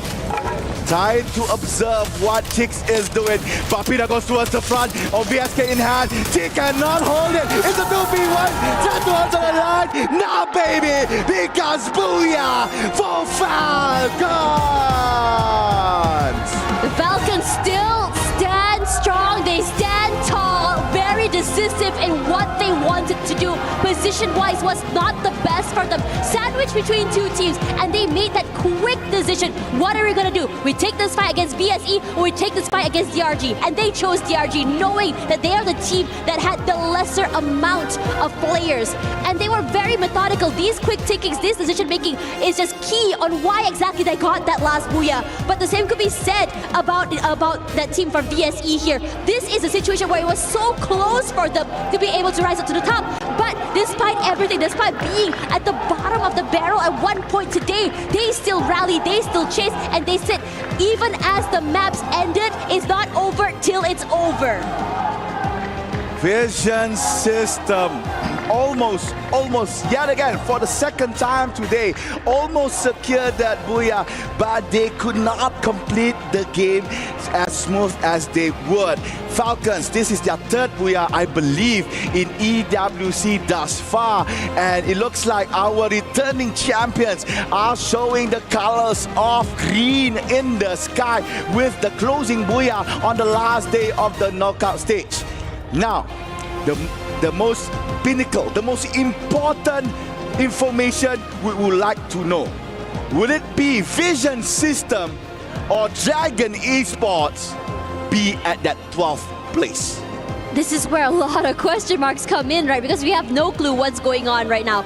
Because the amount of eliminations, if you think about it, with Vision System getting 10, it should just really, catapult themselves forward. Granted that they also got that second place finish as well. But this map was very competitive. We start seeing fights from around the map. Yeah, a slower start. But when people said, let's go fight, they went all in and went all to fight. It was so hard to really pinpoint which team is actually going to be on the back foot. We thought that we already had a feeling or a good idea of who exactly will be making it into the top 12. But I have to say, till the last game, we are still question marking what is going on.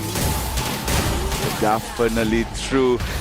Oh, a very intense moment here. And there you go. We got our tables right here with 3 points different. Dragon Esports managed to qualify for the point rush.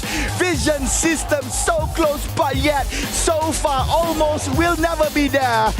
13th place for them. And with that said, Tash, please. I am so shocked as Vision System. They were at the bottom of the ladder in the beginning of today. But somehow today, they had really rallied themselves, almost making it there. But as you said, almost is not enough because there are only 12 slots. Dragons basically has clawed their way in, pushing hot shots below them, which is such a heartbreaker if you ask me. At Group B, it must have been so hard for them today. Just not being able to play, not being able to do anything as the day 1 and day 2 had ended. They could only watch as other teams slowly clawed their way to the top and pushed them out of that leaderboard rankings. And for Team Falcons topping these leaderboards, they have come here not to play, but to defend their title. They are looking to say that there's a reason why Riyadh is their nest, and there's a reason why they are here to just really dominate. Lost, I think they had a phenomenal run as well, but a little bit too late compared to the rest of the teams. Yeah, to conclude our day, ladies and and gentlemen, we have our 12 team towards Point Rush stage. We have Team Falcons, Lost, EVOS, RRQ, Pain Gaming, Core Memory, Buriram United, Vitality, Movie Star 7, AGAL, Fluxo, and also Dragon Esports. There you go, we have our 12, and right after this, we are going to go with Carol on stage. So Carol, what's going on? Wow, what a challenging and amazing knockout stage we had. And I'm happy to welcome here the top team of the day, the reigning champions, Team Falcons. Congratulations, guys, you have made it to the finals. But before we advance to the Point Rush stage, you still have one more duty to do, all right? Right now, you get the honors to crush the bottom 6 team's keys and send them home. Are you guys happy to do that? พร้อมหรือยังฮะที่จะบดขยี้กุญแจของทีมที่ตกรอบในวันนี้ครับพร้อมแล้วครับ We are ready to be the honor to do this one. Amazing, amazing. The crowd is going crazy. I love that. Yes, guys. Amazing. So I'm gonna need your help right now because we have 4 steps here, right? First one, turn the key, open the switch, flick the switch, and finally press the button. สเต็ปนะฮะก็ง่ายๆเลยนะครับคนแรกนะครับหมุนกุญแจครับคนที่2เปิดฝาครับคนที่3กดสัญญาณครับคนที่4กดปุ่มค้างไว้ครับผม Okay, so let's start right now. It's time for the crusher. First play, please. Turn on the key. หมุนกุญแจได้เลยครับ Perfect. Second player, leave to open the switch. Third player. Click the switch. Wait. Fourth player, you have the most important job right now. Because when you press this button, you're gonna crush those keys and end dreams here. Are you ready? ก็คนสุดท้ายนะครับได้หน้าที่ที่สำคัญที่สุดเลยนะครับคือการกดปุ่มเพื่อบดขยี้กุญแจทั้ง6นะครับไม่ทราบว่าพร้อมหรือยังครับโอ้พร้อมสุดๆเลยครับ We are ready So let's go press the button ถ้าพร้อมแล้วก็กดเลยครับผมค้าง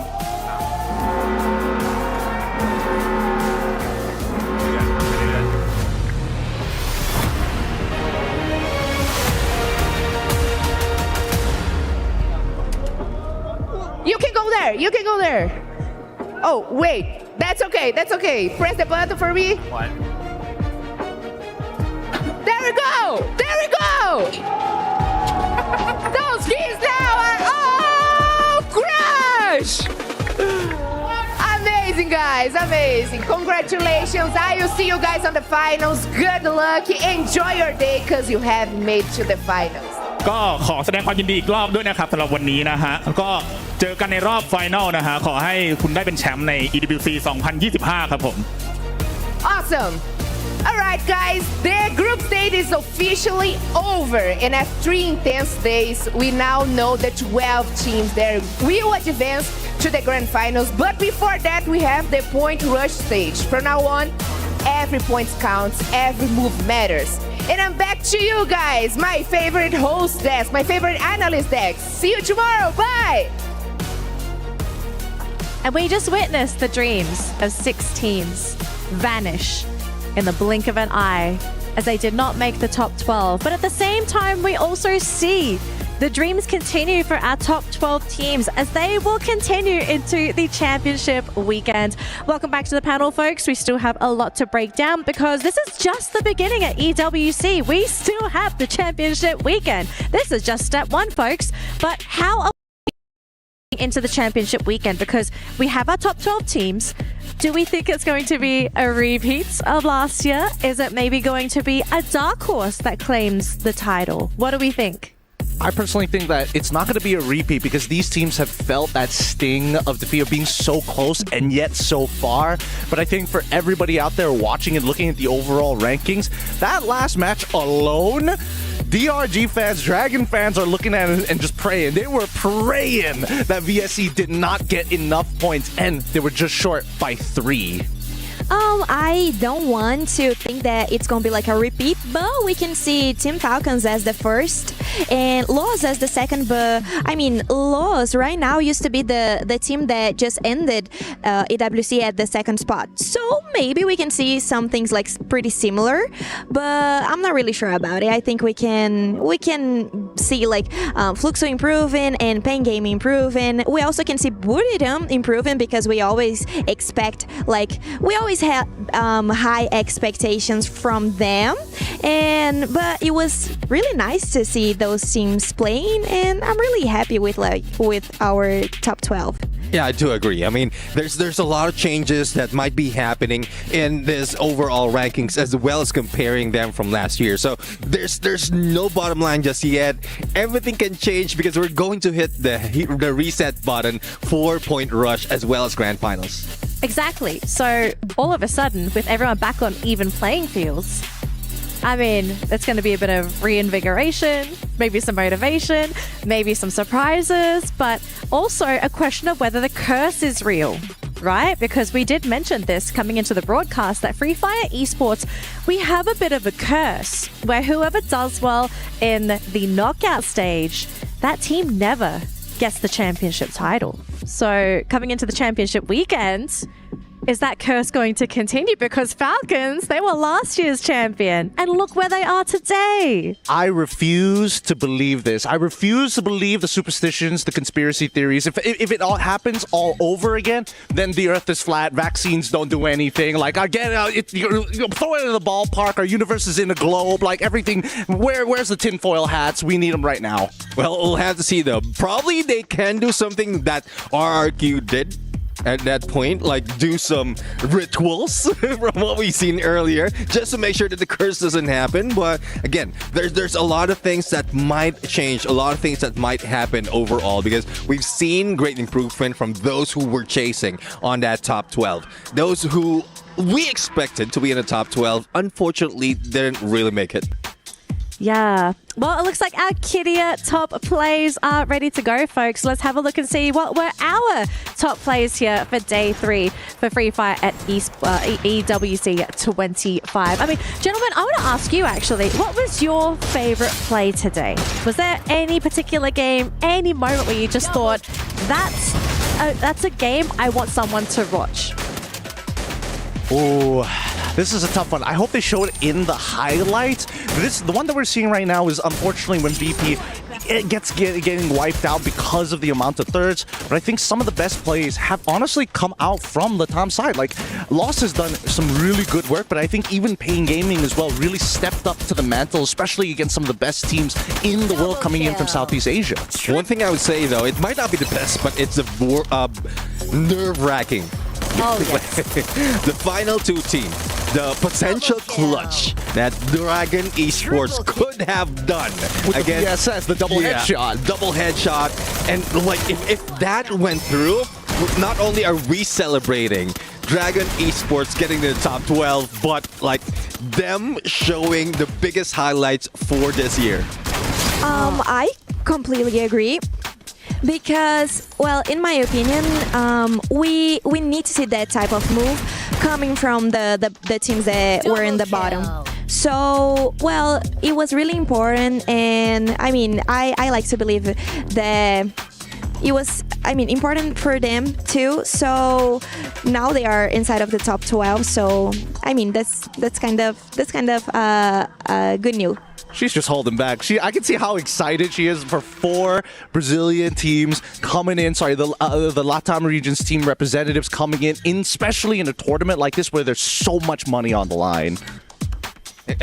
Like, excited or worried for one team specifically, because they were almost in there. It's a good thing like Fluxo managed to get in the top 12 and stay in the top 12. No, but I need to believe that it was like a bad luck stuff or something like that, you know. I think Fluxo will improve, and I mean, I'm happy with the way that we finished our knockout stage. Well, to clear out the knockout stage, we have an MVP. Now, before we reveal who's going to be our Sony MVP of the day, I want my panel to throw some guesses. Who do you feel was the highlight player? Remind? I think that's a pretty good shout out here. I mean, you know, double headshot, pull the team through, got a lot of picks on the most important teams, both VSC and as well as Onic in the very final game to eventually qualify. I think that's a pretty good shout. For me, I think, I'm sorry, I might be taking it away from you, but General, like leading the team to get all those points, especially for today. Yeah, he's really good. He's really, I mean, I don't know. He keeps all the confidence of the team like in a high level, you know. So he's a really important player. So I can agree with that. All right, so let's see who is nominated as our Sony MVP of the night. It is Dew. So unfortunately, the panel was not correct, but look at Dew's stats. Look at the numbers. Oh my goodness. It's all over the place, but look, he carried his team on his shoulders. Well, this is somewhat expected, but we just missed it because, well, AGAL coming from outside, like on the bottom 6. And now, when they need it, they really perform. And each time they perform, it's because of this guy. It's because of Dew. And as we often say in in Southeast Asia, monkey see, monkey do. Oh, I was ready to lose him. I'm not gonna lie. I was ready to switch out AGAL for VSC. That's just me though. Wow. This man just so quick to swap out his teams. Oh boy. But then again though, because Dew got MVP here, I kind of wonder, is he going to be the MVP for his team this championship weekend? Going into Point Rush, you know? AGAL, they did not look that strong in the knockout stage, but because everything is going to be reset, no points, everyone is on the same level playing field, maybe AGAL turns out to be one of the top dogs after all, because it's not fun being an underdog sometimes. That is true, but I think that snipers are taking over the current meta as of right now. They're such an integral part of how this team not only, how all teams are going to function, but gives you the confidence. Because how good does it feel going into a full Clash Squad fight, 4v4? Immediately, boom, you see that knockdown happen. They force the glue walls. You throw that Riptide rhythm, and you're like, this fight's already done for. Yeah, exactly. I mean, this time around, specifically this year, this is where snipers has been showing up, even from the regionals, even from the qualifiers to EWC. There's more highlights as well as MVPs coming from the snipers, and even from Dragon Esports. Their IGL, or like Remind, is the one leading the team, and he's also a sniper, and probably the reason as well why they were able to get to top 12. All right, ladies and gentlemen, thank you so much for joining me on the panel. We are going to still see you for the championship weekend. So, folks, you're going to see plenty of them and also plenty of me. But unfortunately, we are done here for the knockout stage. Thank you so much for tuning into the broadcast. If you missed any of the matches, definitely go back and watch the VODs. All the matches are well worth watching. But make sure you come back bright and early tomorrow because we are ready to kick off the championship weekend. This is it for all of us here for the Free Fire broadcast. We'll see you tomorrow.